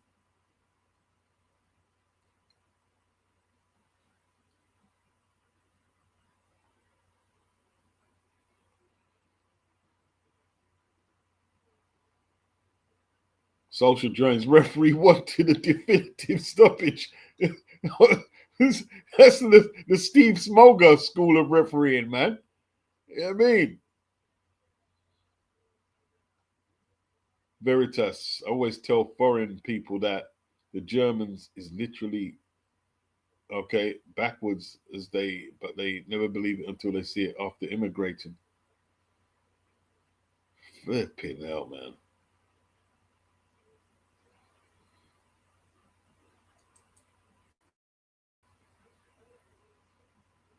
Okay, David Adelaide was supposed to be on the card. He said he's pissed off he's not fighting. Formalities needed to be followed before I fight abroad, and the timing was too tight considering he was added to the show last minute.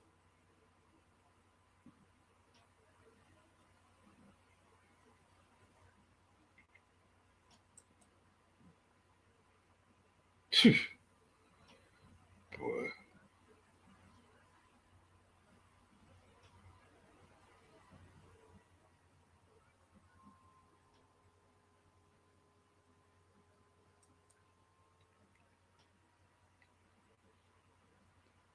Kabayel coming out soon, yeah?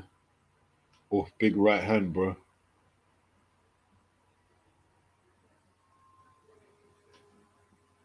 This guy was brave, though, man. Took some big shots in it. It was a big right hand, man.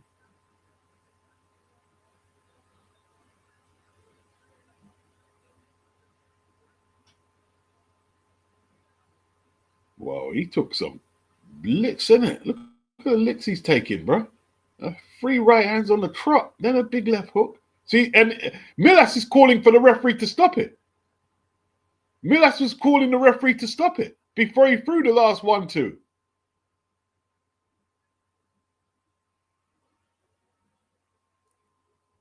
Oh boy, boxing is no joke, man.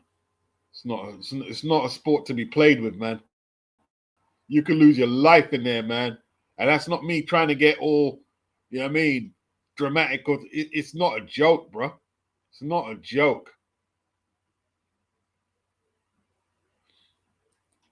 And what's the deal with his gloves? Matthias's gloves. And this is Rob Tebbit now. So it's not the other source. This is Rob Tebbit.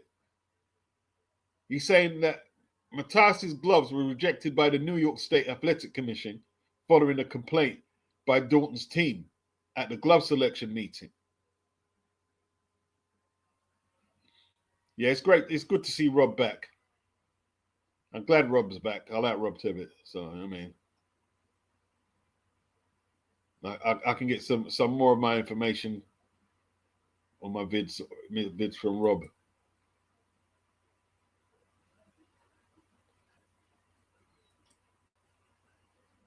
Where's he been? Where's Rob been up to? He's got kids now, innit? See, when man got family and then priorities change, innit? Priorities change, bro. That's what I mean. He's probably just like,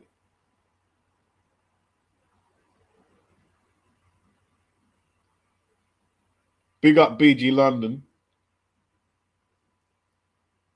just in time for the Kabayel fight. Veritas, that this guy is even standing for the announcement is unbelievable. He took a lot of punishment, man. He took a lot of punishment. It was brutal. That was brutal. That was brutal.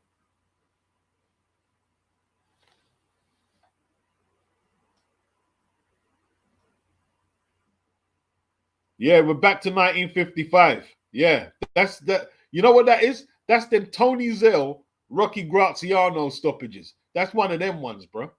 You know what I mean? That's that era. That's that era, bro.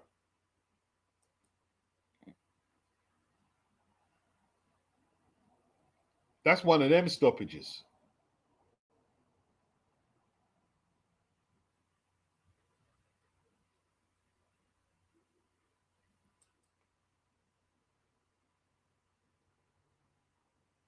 Yeah, man.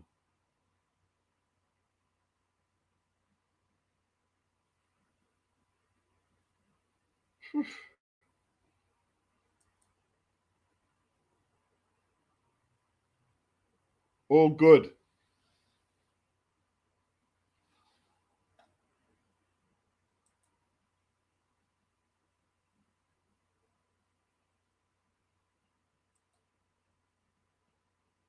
Main event coming up now.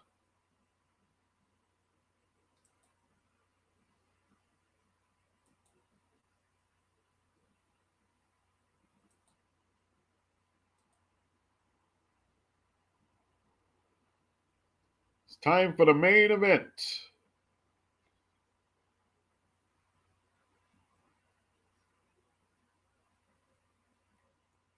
Yeah, man. Kind of looking forward to it now, man. Yeah, that you hit it right there, man. You hit it right there, BG. Kabayel is in the Who Needs Him club. They're waiting for him to get beaten up, and then that way they don't have to deal with him. Like Usyk, big up Usyk, man. Big up Usyk, man. I like Usyk, but you can't say anything about him without saying, oh well, he deserves to not defend his title. Since when? Since when? He deserves to pick who he wants. Since when? Since when?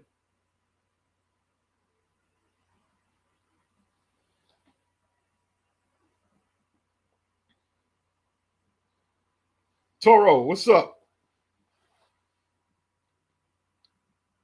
He said the utmost respect for you beats, for our gladiator sports.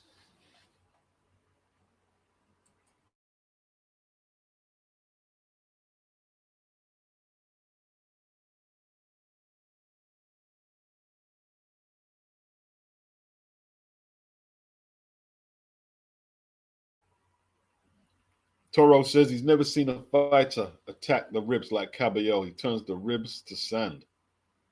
Yeah, he's no joke.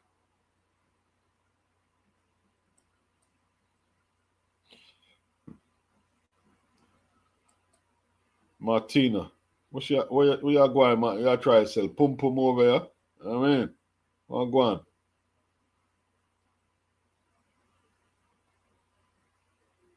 Ulix, drop the belts or retire. He needs to make a decision. He needs to make a decision. Relinquish the belts. You know what I mean? You can't have both Parker and Wardley and Caballero, you know what I mean, left to take mark time fights. It's just not it's not good for the sport right now. It's not good for the sport. It's not good for the sport.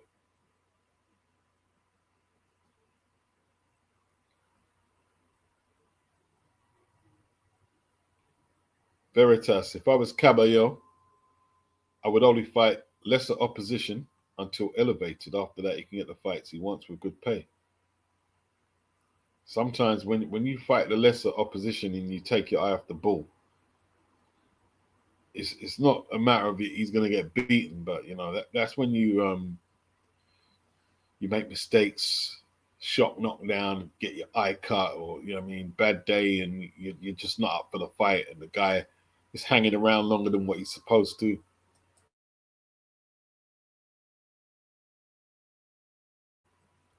At this level here, them guys need to be up for the fight to give it their best.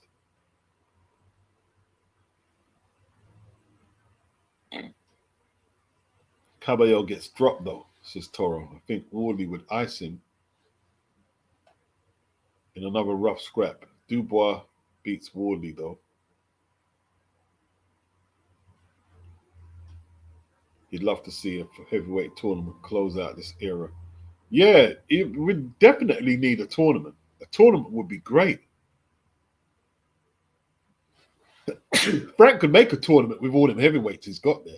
He doesn't need Turkey's money either. Toro said exactly, and yeah, Veritas agrees. True beats could risk him regressing and becoming complacent. Yeah, 100%, 100%, 100%. See, like everyone's saying, like Jake Paul, you're gonna get AJ, gonna knock him out in one. That's not how boxing works, bro. Right? It's not how boxing works. When you're expected to walk through people like that, and your opponent knows that, they end up hanging around a little longer than they're supposed to. You know what I mean?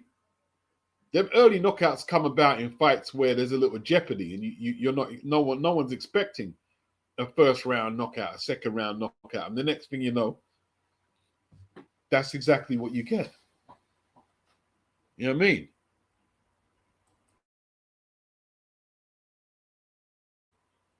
If Frank could hold a tournament right now, that'd be just flipping brilliant. But none of them up for it, man. None of the fighters today with that is see that Turkey influence. It's destabilized the market. Them fighters will not take the risk to enter a WBSS style tournament. That's the problem, Andrew. They won't do it. They won't be in it because if Turkey's not backing it, how much money is going to be in that tournament?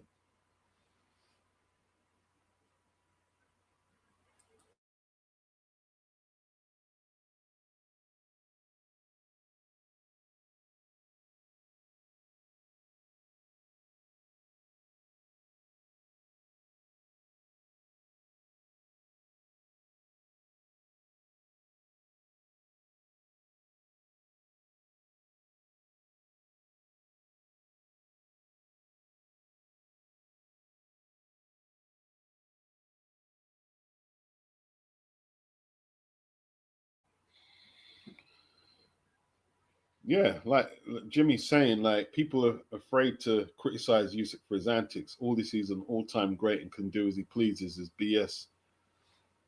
I agree. I agree. I agree. 100% agree. 6 title fights is good. It's good, but in the scheme of historical context, it's just okay. It's no more than okay. It's no more than okay, bro.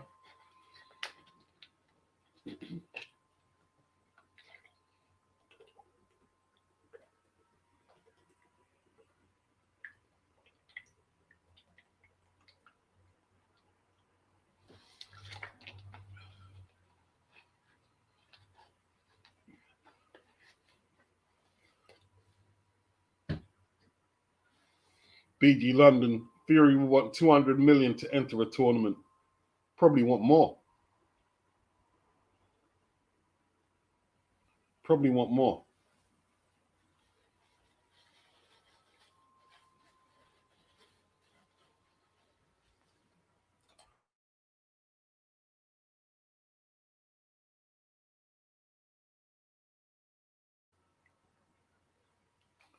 Anthony's asking, who is Usyk's best win at heavyweight? It would have to be out of Fury and AJ. Not unless people are going to say Dubois on Fury, or maybe Dubois and AJ.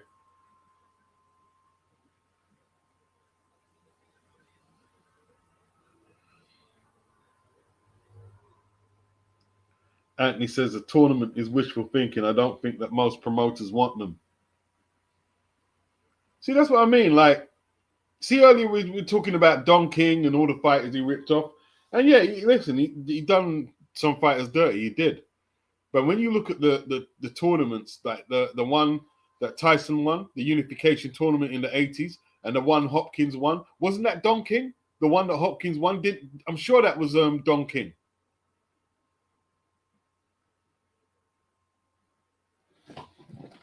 Let's have a look. Because Felix Trinidad was in the final. It was Don King, man.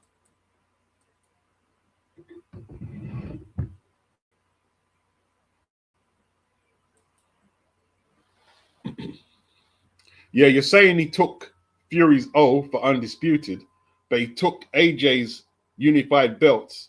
That was his first championship win at the weight class. That's what established him.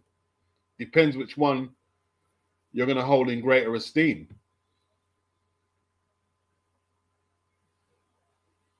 And I think maybe it's a question that needs to age a little more.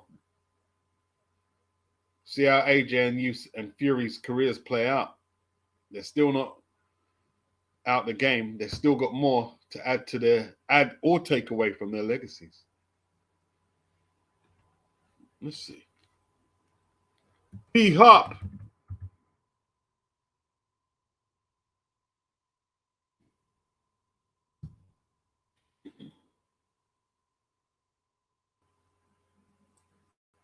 I never liked that name, B-Hop. I never liked it. I don't know why. B-Hop.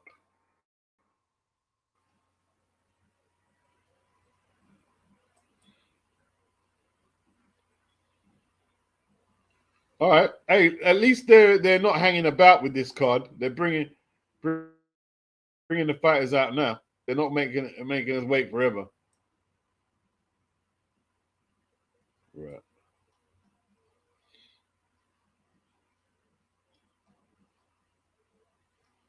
William Joppy.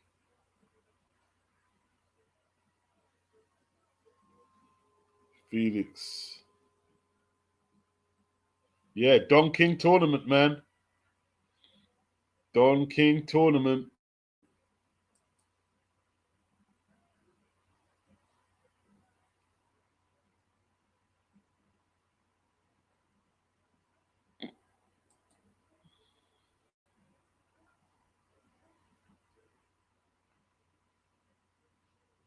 Tom said, I know Holmes said that Don King did good for him. And he also said that Don King would sell his mother out for money. I can't remember how he phrased it.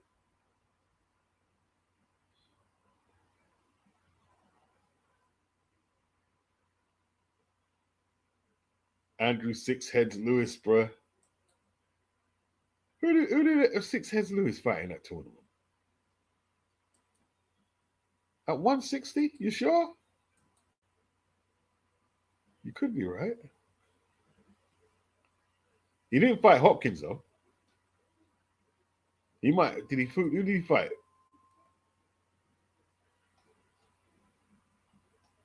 Not Keith Holmes.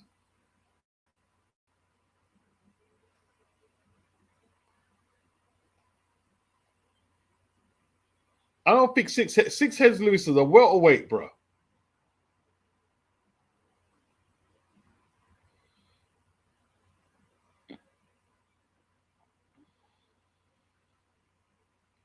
Yeah, Mike Tyson, piss poor at money management. He can blame Don King all he wants, says Anthony.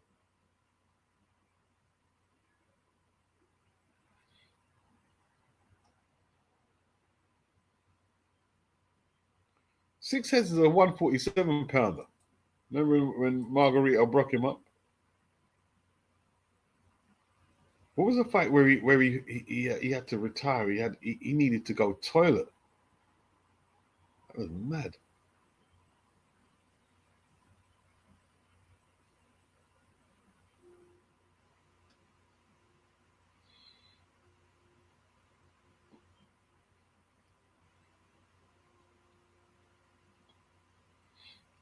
We need tournaments in all the weight classes, man. And until we get them, we shouldn't give no one no subscription money. They need to be doing tournaments all the time, bro. Yeah? Super 8 tournament, top 8 guys, including the champion.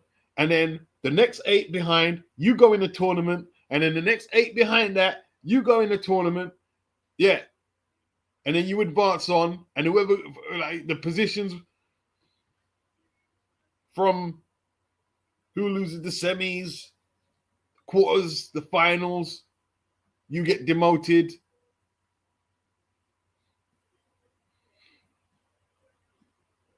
Unless that starts happening, to me, like boxing is not really a sport. It's not really a sport, bruh. Not really a sport. The year just started. You're talking about like Virgil Ortiz is the A side. A side of what? Are you out your butt? You got to be out of your mind, bruh. I don't want to hear that after I paid all that money for that bundle. I don't want to hear that, bruh. That's the last thing I need to be hearing. A side. And it's not that good a fight. Boots should move on. It's not that good. Virgil don't have no strap. 8 side, why should he give you 60-40 and you don't even have a world title? Give you 60-40. I'm not picking on Mexicans, yeah? But one thing I noticed, right, is some of the Mexican promoters and the fans, they have real high self-esteem when they're negotiating with African Americans. You don't sell where the A. You're not the A side. We deserve more. Why? Why do you deserve more? Joke.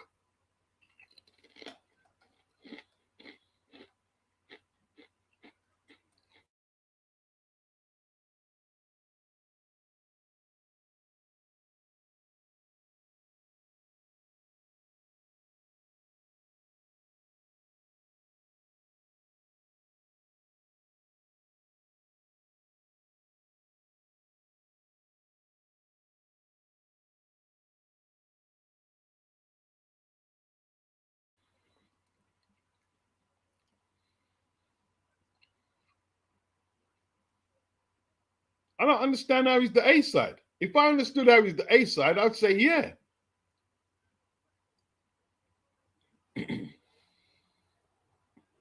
Dennis says, big up Beats, big up Dennis. Crescentia hasn't bought the bundle.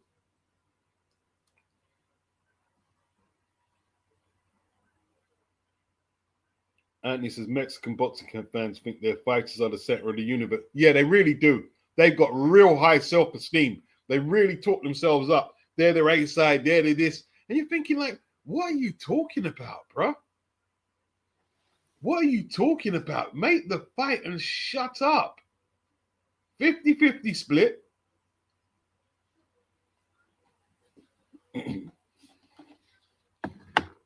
Best man wins.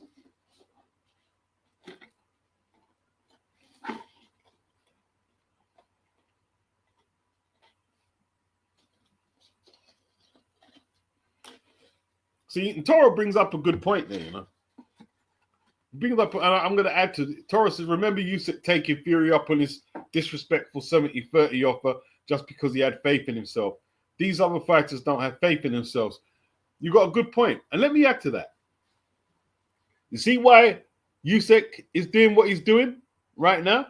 See why Usyk won't fight his mandatories? Because he took, look at all that crappy. That fight should have been 50-50. Usyk had 3 straps. Fury had 1 strap. It should have been 50-50, right? Usyk had 1 strap. And Usyk took it. Said, all right.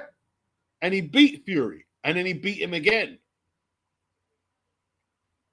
I'm sure the next time around, he got the higher end of the split. And now, he's telling the game, and okay, I got the power now. I got the power. You want me to fight Woodley? Fuck you, man. Fuck you. Yeah. He's scar-facing it now. Yeah. He's telling everyone, screw you, Beats. And that's what kind of sport we have in boxing. Because there isn't a tournament structure where you're just required to fight, that's why he's doing that. That is why he's doing that. You remember what Fury did to me? Watch this now. Yeah, he beats Fury easy. Agit Kabayel beats Fury easy.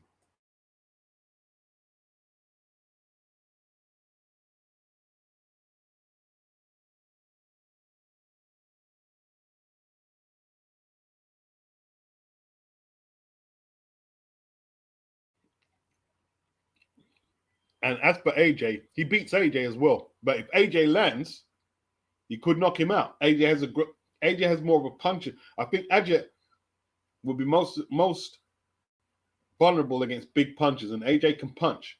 But I'd say at this stage, Agit would beat AJ as well. Yeah, from what I'm seeing, he'd beat him.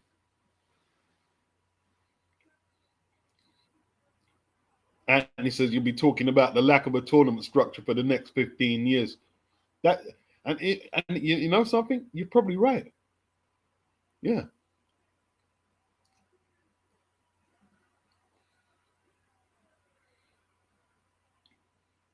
BG London Fury has to be forced to fight guys like Kabayel. Look at all the heavyweights out there, and this is who Kabayel ends up fighting, man. Just madness, bruh. All right, Kabayel. His eyes are zoned in. I don't like his opponent's body. I don't like the See, this is what I'm saying about posture. His body posture just doesn't look. He looks soft, but I could be wrong. Kabayel got a softish looking body as well, though, so that might not mean nothing.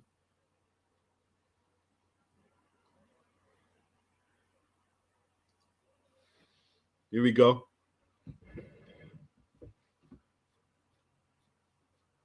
Knyba working behind the jab. Tries that right hand, no speed on it. He needs to get more speed on that right hand, on that 1-2. He's tangling up Kabayel early. He's wrapping him up.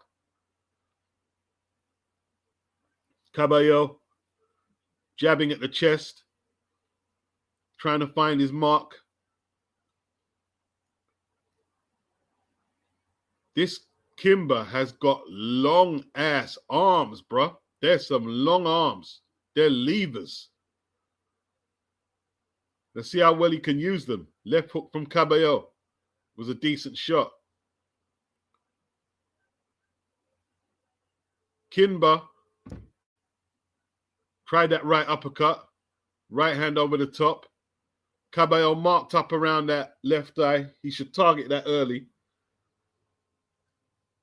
Knyba's long arms, what I'm reading now, are actually going to become weapons that work against him.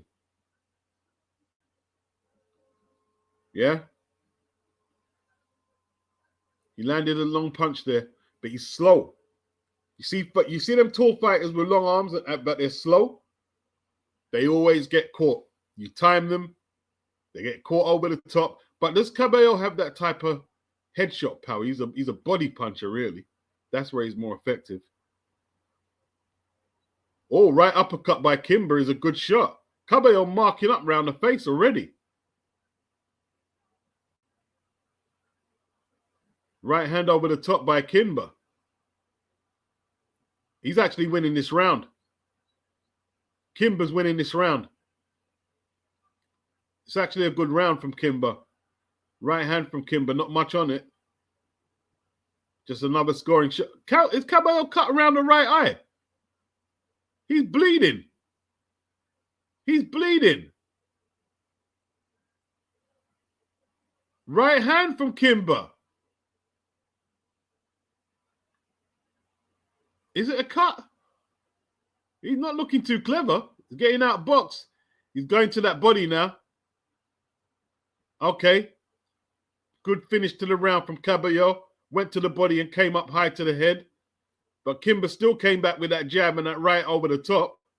He won the round. 15 seconds to go. Kabayel looking marked up pretty bad around that right eye. Oh, uppercut from Knyba. Kabayel's defense looking a bit loose, bruh.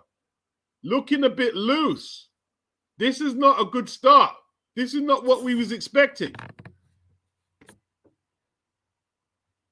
Okay.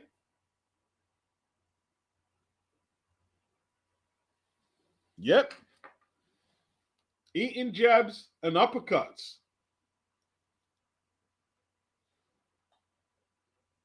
Said HC6, yes. BG, Knyba, good round, 1-0 up. He definitely felt the uppercut, Andrew. He felt the uppercut. Toro, he's shocked. Diobinuli is lighting up Agit. He will always fight to the level of his opponent. Jermaine's a serious round. Veritas upset incoming. Can he maintain the paces, Andrew? Dano. Oof, this brother got some nice uppers. Is an upset on the card, Arc Anthony? We'll see. We're into round two.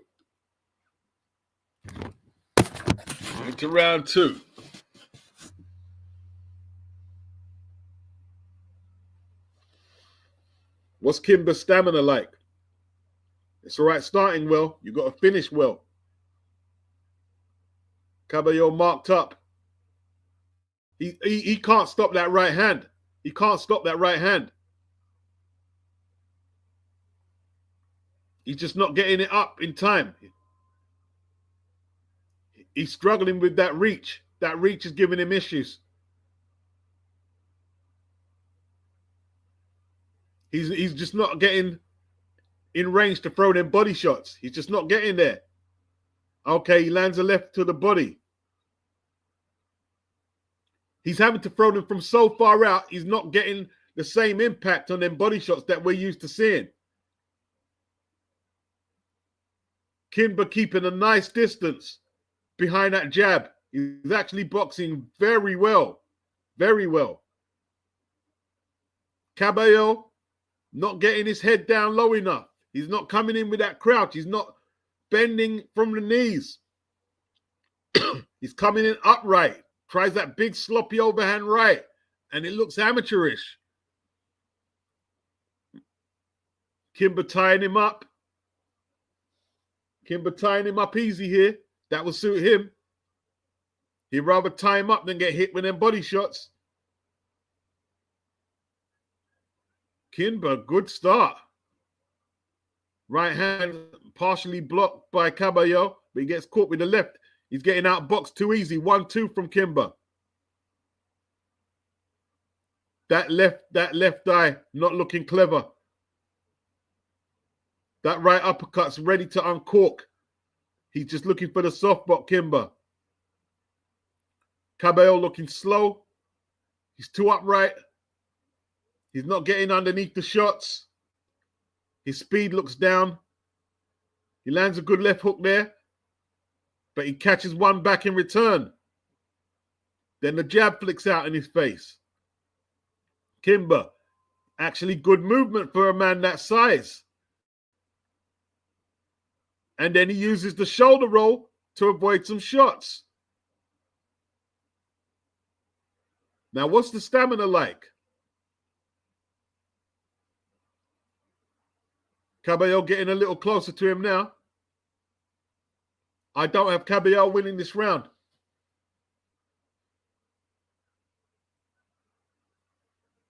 Chopping right hand from Kabayel at the end of the round. He did a bit better that round, but I still got Knyba up, 2 up at this moment.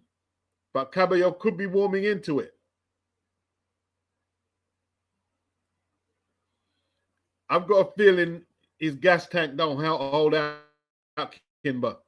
But Kabayel is looking a bit average.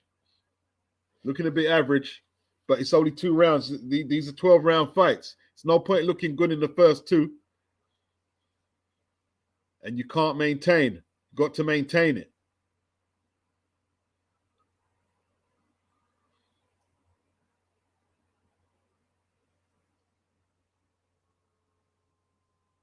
Long punch from Kabayel in the slow-mo left hook. He's countered by a short right. 3rd round. Left hook. Kabayel comes out quick. Knyba working behind that jab. He moves pretty well for a man that size. He moves pretty well. And he's there he is. Doubling, trebling up.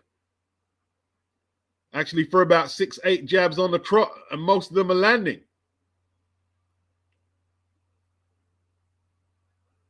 Kabayel, slow right hand. He's trying to apply the pressure, Kabayel. Right hand over the top from Kabayel. Knyba counters easy, though. He's countering him easy. Off. Outboxing Kabayel pretty easy right now. Kabayel taking too much punches. They're not concussive, but it's scoring. That jab on the back foot landed that jab. Because he's got such a long reach. He's catching Kabayel going backwards with the jab. He's got such a long reach. Right uppercut from Knyba. Don't be shocked if Kabayel goes on the floor. He's landing that jab too easy. Eventually, he's going to find the range with a big right hand behind it. Unless Kabayel can find a big shot. Did he land something there? Knyba's all right. He's not troubled by anything Kabayel's landed. Outboxing him easy behind that jab. Kabayel trying to come back to that body. Knyba is cut around the left cheek. This is a good fight. This is a good fight. Oh, great right hand by Kabayel. Short punch. Is Knyba coming apart? How does he cope with the cut? Kabayel got a very serious expression on his face. He knows that this is not the best start. He's throwing a lot of power punches. Great 1-2. Knyba's in all type of trouble now. He's falling apart. Kabayel's got him where he wants him. Oh, Knyba, no defense. He's staggering all over the place. Oh. Oh, great right hand by Kabayel. Knyba has had his moment, his little moments of fame, and they're waving it off. Yep, stoppage for Kabayel.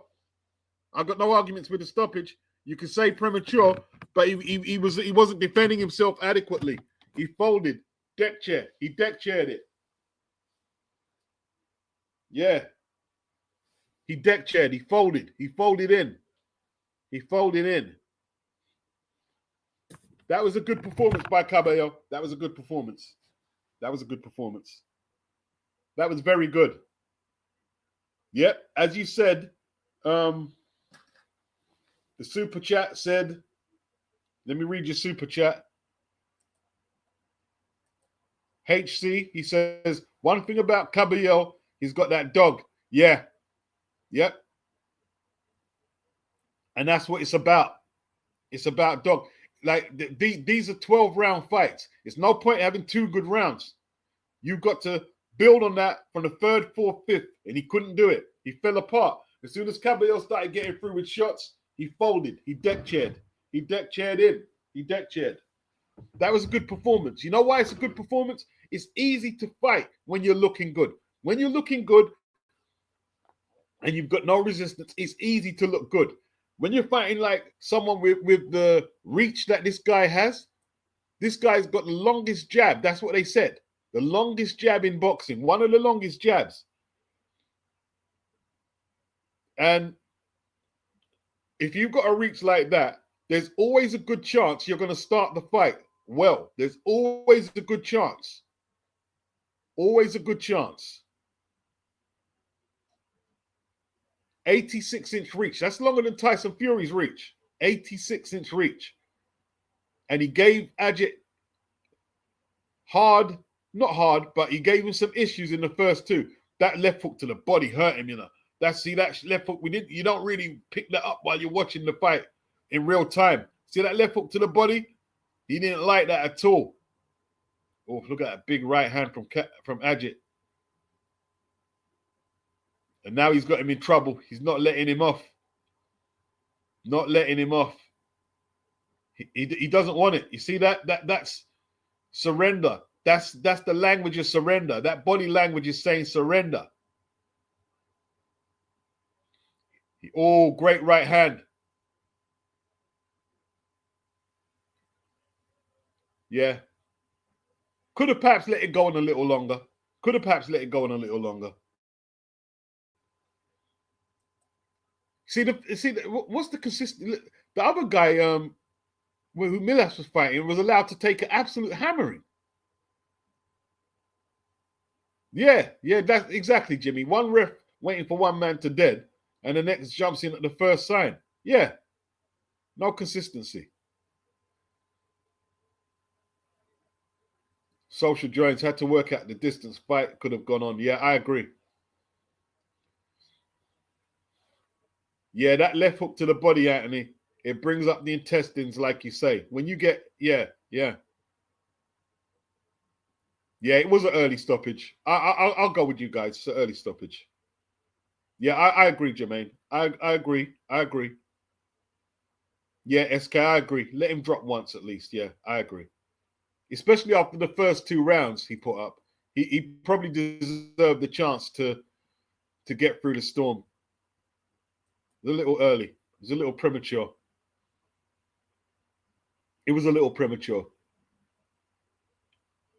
if we're being fair.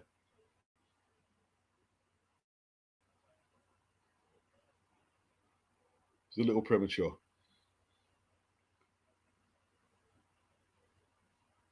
Well, there you go.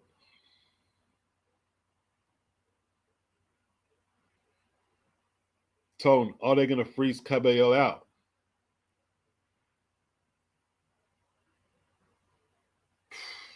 Well, what's next for him?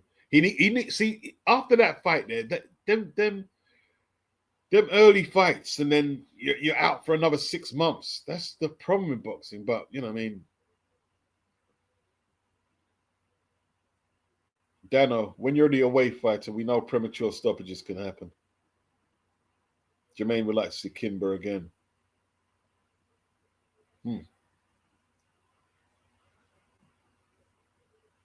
BG says not going to lie, I'm seeing new things in the replay. Yeah. At Tony, he said too much money on the line for this fight.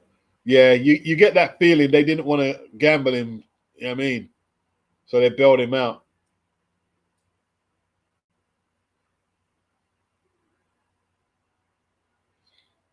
It was a bit premature. I mean, if it was the other way around and Kabayel was in the same trouble, would they have stopped it? Probably not. Probably not. All right. We're going to bounce up out of here. Not yet. If anyone wants to discuss the action, there's a link there. Please do not come in there and do any deviant behavior. Please be on your best behavior. If you click the link, you know what I mean? Be on your best behavior. I'm kind of trusting you. A lot of channels don't do this, and I understand why they don't. Diobinuli says, you can never say, but the dude was looking like he wanted out. It did kind of look like that. Naron Wa says, Kurdish power. Veritas, many were booing in the crowd. It was a bit premature. Any more red pill content? Yeah, we can get that in. We can get that in. I got no problem getting that in. You know what I mean? Tom, Kabayel fights a lot different from the version that fought Chisora. Oh, two different fighters now. 2 different fighters. Anthony says Agit is that dude though. I like Agit. I like it. I like Agit. He had issues, but that the whole thing about boxing is working out the difficult moments. It's not like, you know what I mean, like everything has to be one-sided. He worked it out, man. He started getting that left hook through to the body.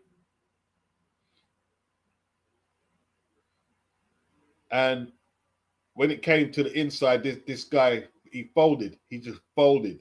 He folded. BG says the referee should have let Kabayel knock him out. Yeah, I think, yeah, I agree with that, Anthony. He's matured, grown into himself as a boxer and a man. Yeah. It would be interesting to see him fight Derek Chisora again. That would be very interesting. HC, Kabayel is a top guy at heavyweight, no doubt about it. Yeah, he definitely. I'd say top contender. I'd say he's the top contender. Even though Wardley's got the belt, I'd say Kabayel is the top contender.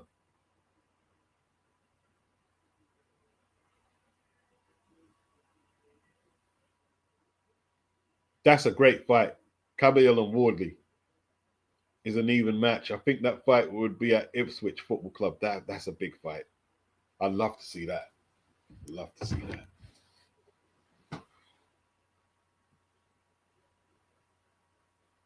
Knyba, yeah, he has ability. He has ability. He has ability.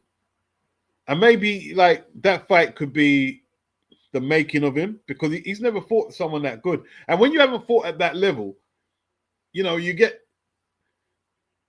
into a situation like he does, and you haven't experienced nothing like that before. So next time you might be more prepared.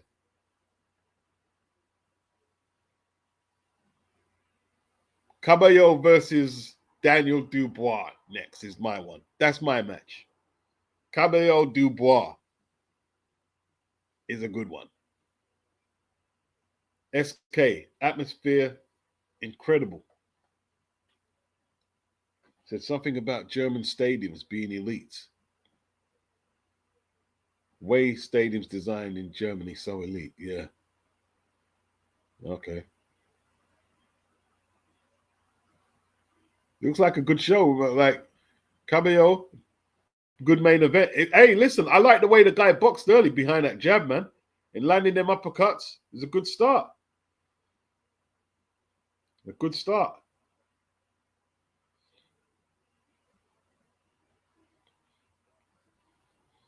Oh, you don't think Daniel would be a factor against Kabayel Anthony? Daniel is an on-top bully. Theo Binuli, the crowd are lively in Germany. Yeah. I don't know, because you see, Kabayel's got some vulnerabilities. He was marked up around the face pretty bad. Not badly to be. Anyone can get marked up, so I can't say. You won £700. How much you put on it? No, Anthony don't trust Dubois. Knyba versus Adelaide.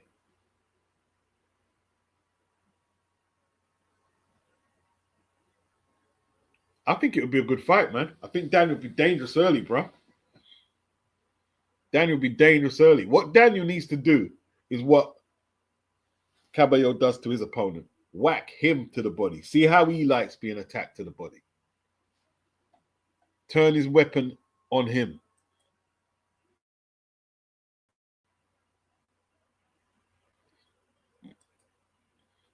Whack him with them right hands he hit Usyk to the body with. See how he stands up to it.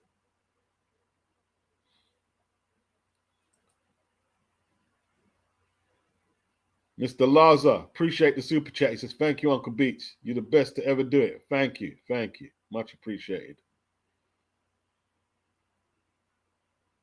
Jermaine, he has Kabayel beating Dubois by stoppage mid to late rounds. Mr. Laza, £100, 1-3. The odds were 6-1. Wow. That's not bad, you know. Do you have to declare earnings to the taxman when you gamble? I have to ask these questions. Or is there a certain threshold you have to win before you declare it to the taxman if you gamble?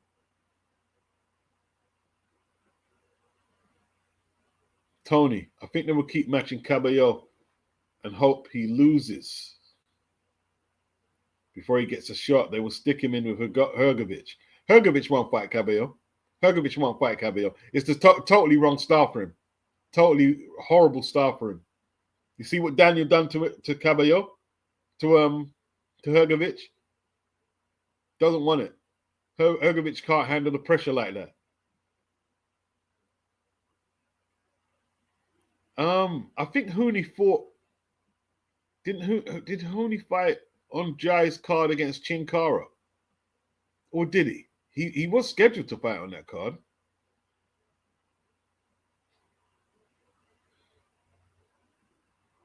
Anthony's got Kabayel stopping Dubois under 6. BG says Dubois will definitely be on the Debo ting in the first half. Yeah, he'll be dangerous, bro. Okay. Daniel says, no, you don't. Okay. So what? If I was to sting them for 30 grand, the tax man wouldn't come looking for me. Yeah? You sure about that?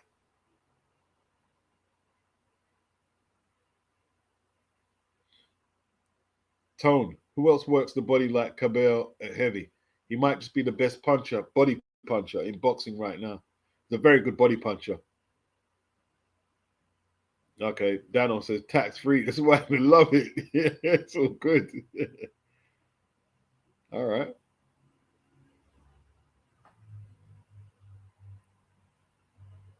Anthony says I wouldn't declare my betting earnings to the tax man even if I won $1 million. Come try find me in Panama or Jamaica. Yeah, if you were, yeah.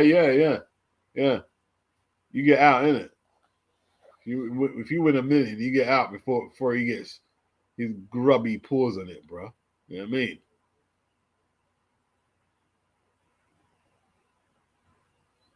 No gumshoe boxing. The selection of opposition was perfect for atmosphere. It now makes sense. He put up a good fight. Mr. Laza. Yeah, okay. The tax free. Diobinuli says Hooney is better than Wardley. Yeah, I don't know, man. I always give the credit to the man who had his hand raised. You know what I mean? Let's see them have a rematch, and then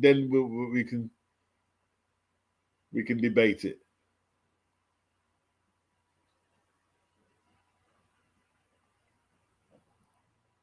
Yeah, Diobinuli says the German fans are wild. I think Wardley may have to fight in Germany.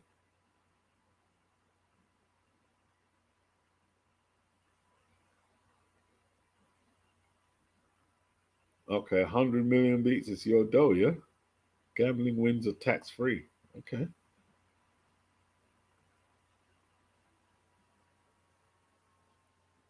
Yeah, the tax bill's not easy, Anthony. Yeah, not easy. Especially like you say, you work hard, and then the man come eat out flipping money for what? At Tone, he says you'll need excellent movement to go against Kabayel or he'll chop you down.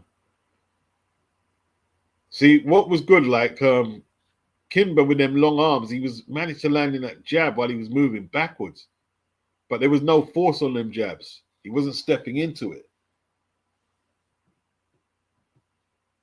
Barista, I wouldn't underestimate Hergovich. I would give him good chances after his improvements with the new coach. He needs to listen. If he's going to fight Hergovich, his conditioning has to improve. Hergovich's conditioning is not where it needs to be, and I don't think it's going to improve at this stage of his career. Who's his new coach?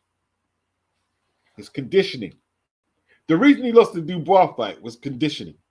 It was the conditioning. His conditioning was shocking because he was beating up Dubois early.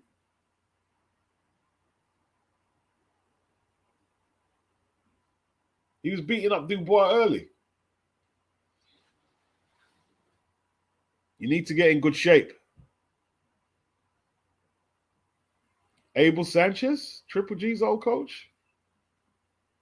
Juba, do you think Dalton Smith will win? I don't like the fight for Dalton. I don't like it. I don't like it. I hope he does win, but I don't like the fight for him.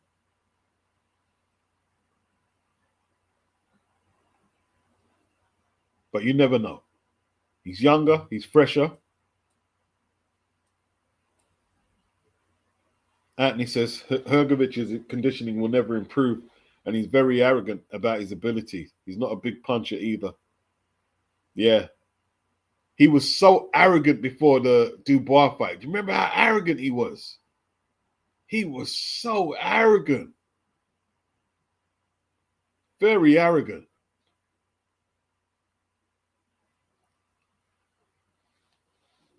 Barista, I believe it's Abel Sanchez, and he's training in high altitude now. That's why his gas tank was much better in his last fight. Remember, his last fight was ages against Joe Joyce. I don't know about that, bro. I don't know about that. That fight didn't convince me. That didn't convince me that he's turned the corner. That didn't convince me. So next stop is Dalton, yeah. I'm not even following. I ain't got that stream. I'm not paying for it. I don't mess with illegal streams because they've got a lot of malware on them streams and dodgy crap. For some reason, my Twitter is not uploading the new updates. That's not good. Look at Lawrence now, like he's shaft or somebody. Look at that coat.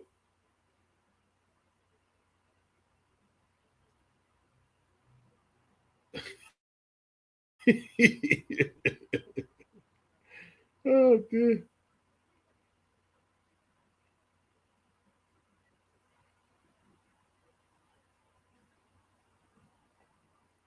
Oh, that's bias. Somebody said that Agit took the first round.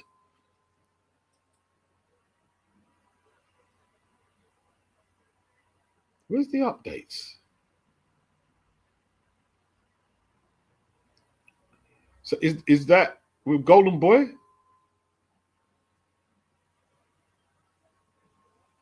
Hitchens versus Duarte. Is that going to be with Golden Boy or Eddie Hearn?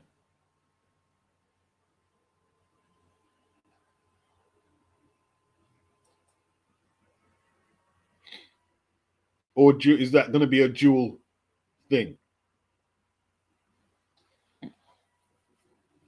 Duarte ain't got a chance, bro. He ain't got a chance. You're not winning that. You ain't got a chance.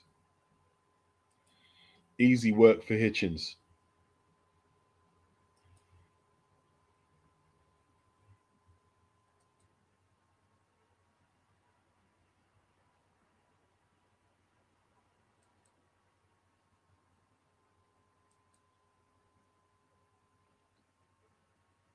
What's the Coley talking about? You want to fight? You're calling him out?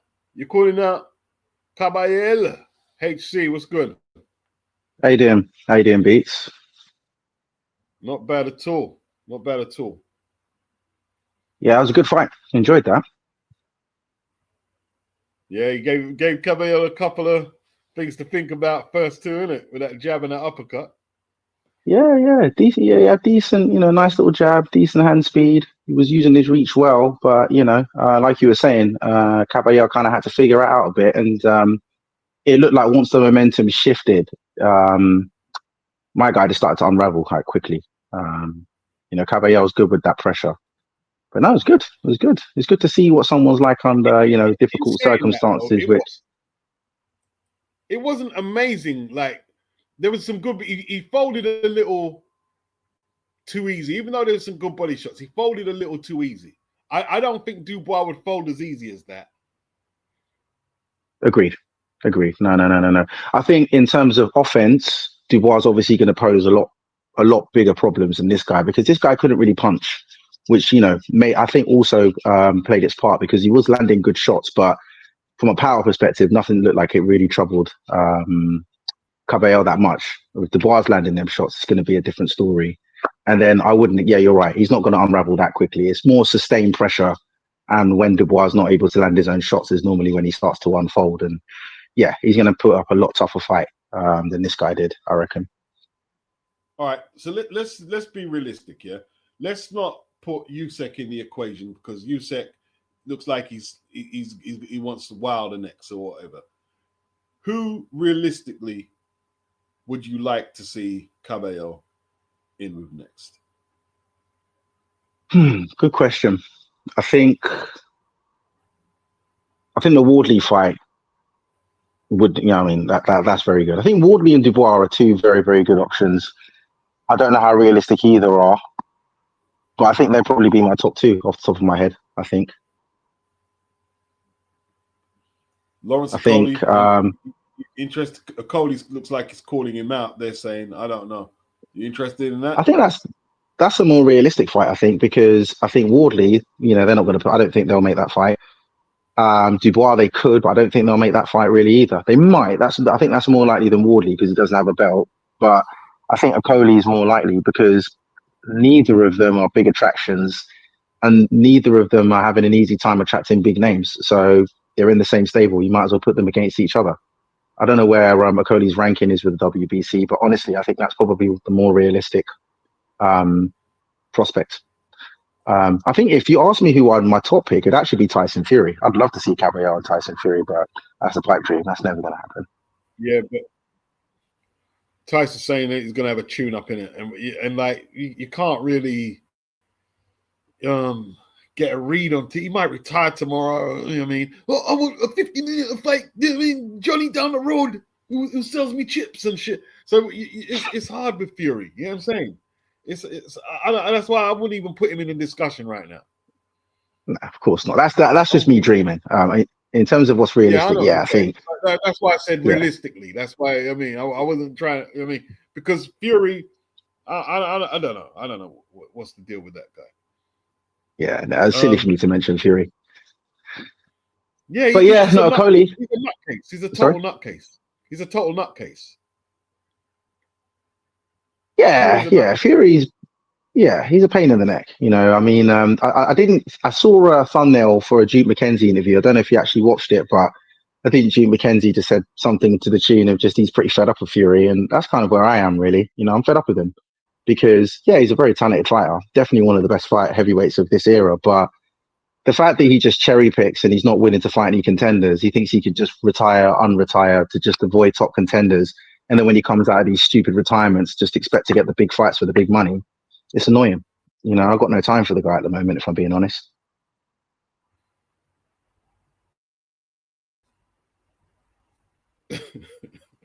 I'll tell you what, man. I like to see either Wardley or Dubois. Failing them two, Okoli. Maybe they might. What about Moses Atoma? If he gets past Franklin, he could be in line for something like that. Yeah. God, I'd definitely watch that. Oh yeah, absolutely. I'm not sure what they're going to do with the Toma. I don't. Which sanctioning body are they moving him through at the moment? Is it the WBO or the WBA that they're moving him through?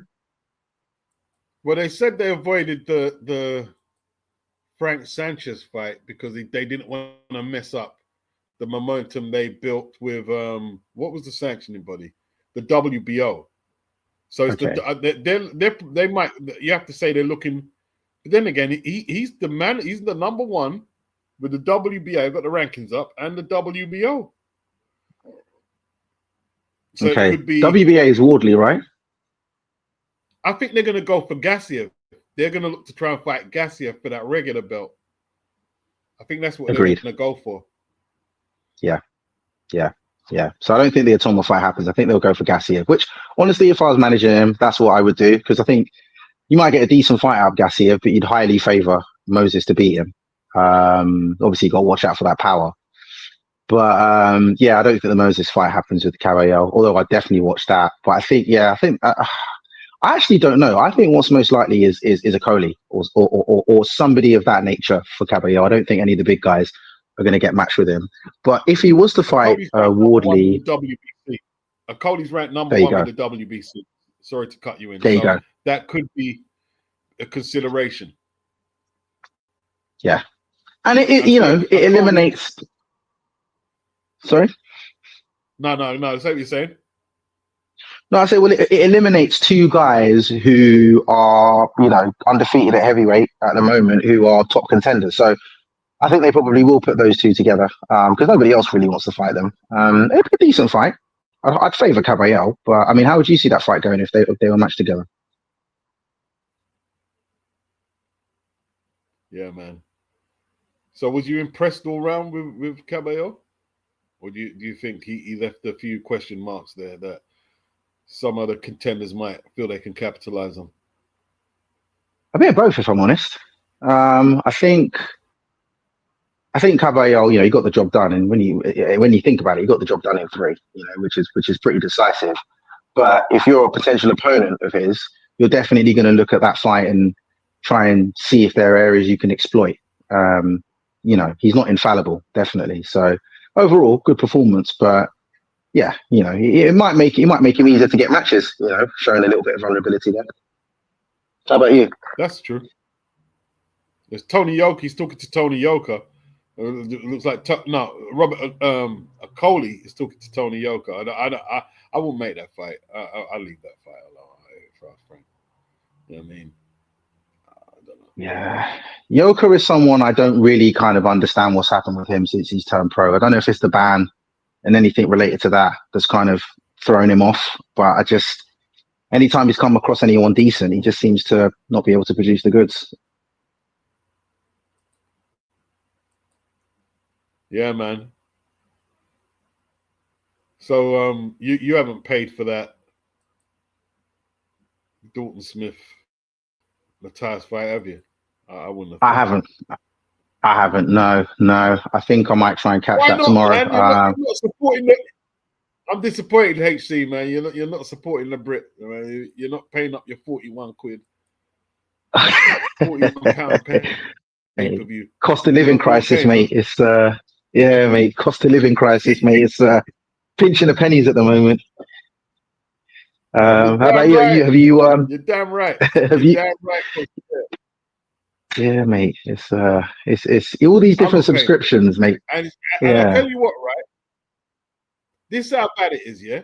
I'd probably get it back on Super Chats, but I don't care. I'm not paying for that. I'm not giving whoever is putting that on for £41. I'm not giving them the money. No way. They're not getting it. It's absolute liberties. Yeah. I think the sport needs to sort itself out because I think they're leaving themselves quite exposed to Dana and their Zuffa thing. Because it's you want to watch decent fights, but having to keep paying all these silly subscriptions and pay-per-views, it just doesn't make economic sense. What you want to be able to do is watch a fight like that. A fight like that should be free. I think I was watching one of your videos and you were basically saying that pay-per-view fights were reserved for super fights. And now they're just sticking everything on pay-per-view or behind some sort of paywall. It's silly. And it's not only like it's not the fact that it shouldn't just be. It's 40 quid. That's double what we were like. 1999. It was our pay-per-views. I think up until last year were 1999. They went up to 24. That's double the 1999 and spare change. It's ridiculous, bro. Absolutely ridiculous. Yeah, it's probably Dalton's friends and family that are going to be paying that. I've never seen a poll like. Let's see, my poll's gone up to 162 votes. It's not much. How much percentage do you think out of that 162 votes it said they're going to buy it? No more than 20%, if that. Lower. 15. Lower. 10. Lower. Wow. Okay. 5 or 6%. Lower. Wow. That is really disappointing if you're Dalton Smith. Because again, I think I was listening to a couple of your videos earlier on, and you were basically saying, look, you put that on free TV. Basically, you put these fights behind a paywall. You're ruining the opportunity for these fighters to actually start building a fan base. That should be on free TV. You can't grow the sport. You can't grow the sport. It's 1% out of 162 votes. 1% out of 100, and that was a troll. They were. I'm gonna mess it up, Beats. I'm gonna be that 1% who said they're gonna buy it. That's who that was. 1% out of 162 votes. Yeah. That's crazy, right? It's awful. Crazy. Yeah. Madness. And it's a good fight. It's a good fight. It'd probably be a good fight to watch. Yeah. Yeah. If they just left the 1.7 that Matchroom put up for it to put it on the zone, it would have been brilliant. That'd have been brilliant. People would have been looking forward to that now. You know what I mean? Well, exactly. I mean, I came home early to watch this Kabayel fight, for example, because I knew it was on free TV. You get a chance to watch watch a world class fighter have a good scrap. So yeah, exactly the same thing for Dalton Smith. He's not a household name like that, but if you're a boxing fan, you get a chance to watch a world class fighter. And even if let's say you're not a hardcore fan, but you've got the zone and it's on, and you sit down and think, fine, I've got nothing better to do. You could watch a great fight, become a fan of this guy, and then you could build some of these fighters into pay-per-view stars later down the line. But it just looks like everybody's, kind of just quick to do a cash grab because a lot of these fighters are just too used to being overpaid. It's a tough one. It's crazy, man. That pay-per-view thing is destroyed the American market. The PBC pay-per-views have literally decimated the market. It's just decimated it. It's basically, it's left the sport with nowhere to go. That's what it's done. Yeah. And I was glad that the Saudis came in, but when you think about it, in some cases, the Saudis are kind of come and, sometimes when you brush something under the rug, but you haven't actually got rid of the problem. It was like a short-term fix, wasn't it? Because you got certain fights over the line that we were all desperate to see, but you haven't fixed the problem. And in some ways, you've made the problem worse because you've got certain guys. I mean, I don't know how you're going to get someone like Devin Haney to take a fight that's not on Riyadh season because he's so used to getting paid more than what he generates, The market's been destabilized. That's what's happened. The market has been destabilized by the Saudi money has destabilized the market.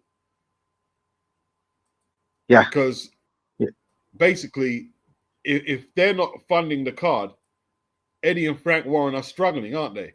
Like they can't put on Fury versus AJ a fight. They can't. It's gone to that point now. After the Saudi money, they can't put them fights on. If it wasn't for the Saudis, we wouldn't have got Fury versus Usyk because Tyson wasn't acquiescing to what Frank could put in the pot without the Turkey money. He couldn't. Well, if that's the case for AJ and Fury, I blame Fury because I'm pretty sure AJ would be willing to take the money that's available for a Fury fight without the Saudis because that's still going to generate a huge amount of money. The only reason that you'd need Saudis to cough up for that would be because Fury's doesn't really want the fight and is just going to ask for something ridiculous. Look at that idiot. What's his name? Oscar De La Hoya. He's demanding 60-40 for the Boots Ennis fight. When it's a 50. That baffles me.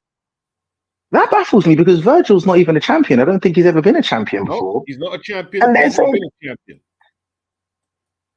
Yeah, exactly. And he's asking for 10 million. I mean, the guy doesn't sell. I was listening to Ring IQ's video. They were saying that apparently he can't even speak Spanish. So yes, he might have a bit of a following, but it's not like he's a massive name in the Mexican community either. So he doesn't really sell. So where the hell did they get this 10 million number from? It's just a way of getting out the fight, basically. It's a way of getting out the fight, or trying to hold the game and extort money from who I don't know. There's not 15 million pound in that fight, so maybe that's the fight that each guy needs to use as a stepping stone to becoming a pay-per-view name. It's ridiculous, absolutely ridiculous. Do you think that Usyk has been a little bit ruined by these inflated purses as well? Because obviously he was a guy that was taking all comers at one point, and now, yeah, he's on the mercenary thing now. But I was saying earlier, remember Tyson Fury? He demanded 70-30 for their first fight, and Usyk accepted it. He didn't complain; he accepted it. And now he's saying, "Well, if this was what it's all about, he's not gonna take no crap money for fighting Wardley or his mandatories." Even though to be honest, I'd prefer the champions to fight their mandatories. I'd just prefer that. You know what I mean? Yeah. Or get stripped. That's how it should be. You fight your mandatories, and you get stripped. Because I feel bad for somebody like Kabayel because you could see him getting frozen out for a while, and he's got the worst belt out of all of them. Because if the WBC decided they want to do Usyk a favor, he could be an interim champion for years before he, gets elevated. Yep. Virtuoso is saying Virgil's last fight drew about 6,000 in a 9,000 seat arena. His drawing power is being inflated. It's ridiculous. Anthony Mackin reckons that Usyk knows that Wardley would be a hard fight. Do you think Wardley could give Usyk issues? I think that I'm speculating, but I think that is one of those fights where if I was a betting man, I would expect Usyk to dominate and probably stop him. But the problem is, Usyk could be beating him from pillar to post and get cracked with a punch, like the last two opponents were. And I'm a bit of a cynic when it comes to some of those stoppages. It'd be a horrible way to lose your own. To be 11 rounds ahead and then get clapped with something. So I don't know if Usyk thinks he's too difficult to fight, but it's very risky. Wardley's worked himself into a position where he's pretty much got a real puncher's chance against anybody in the division. Yeah, he's definitely got the puncher's chance, definitely. Yeah. I mean, and he has a lot of belief in himself. Although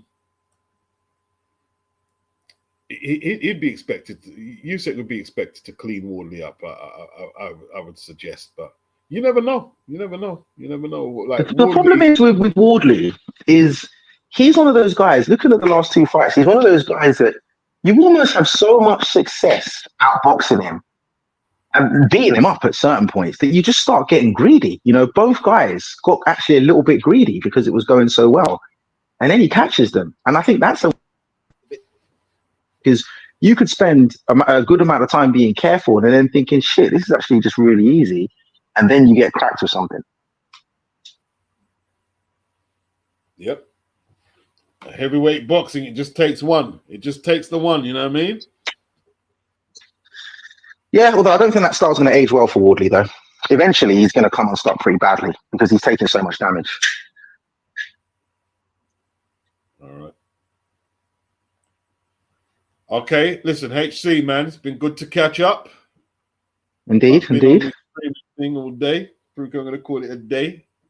Old boy needs All right, to rest. Beeps. Yeah, man. Appreciate you joining. Take it easy. To everyone else, thumbs up before you leave. Appreciate the super chats and the likes and everyone who participated in the conversation. It's been good. No doubt. All right. All right, later.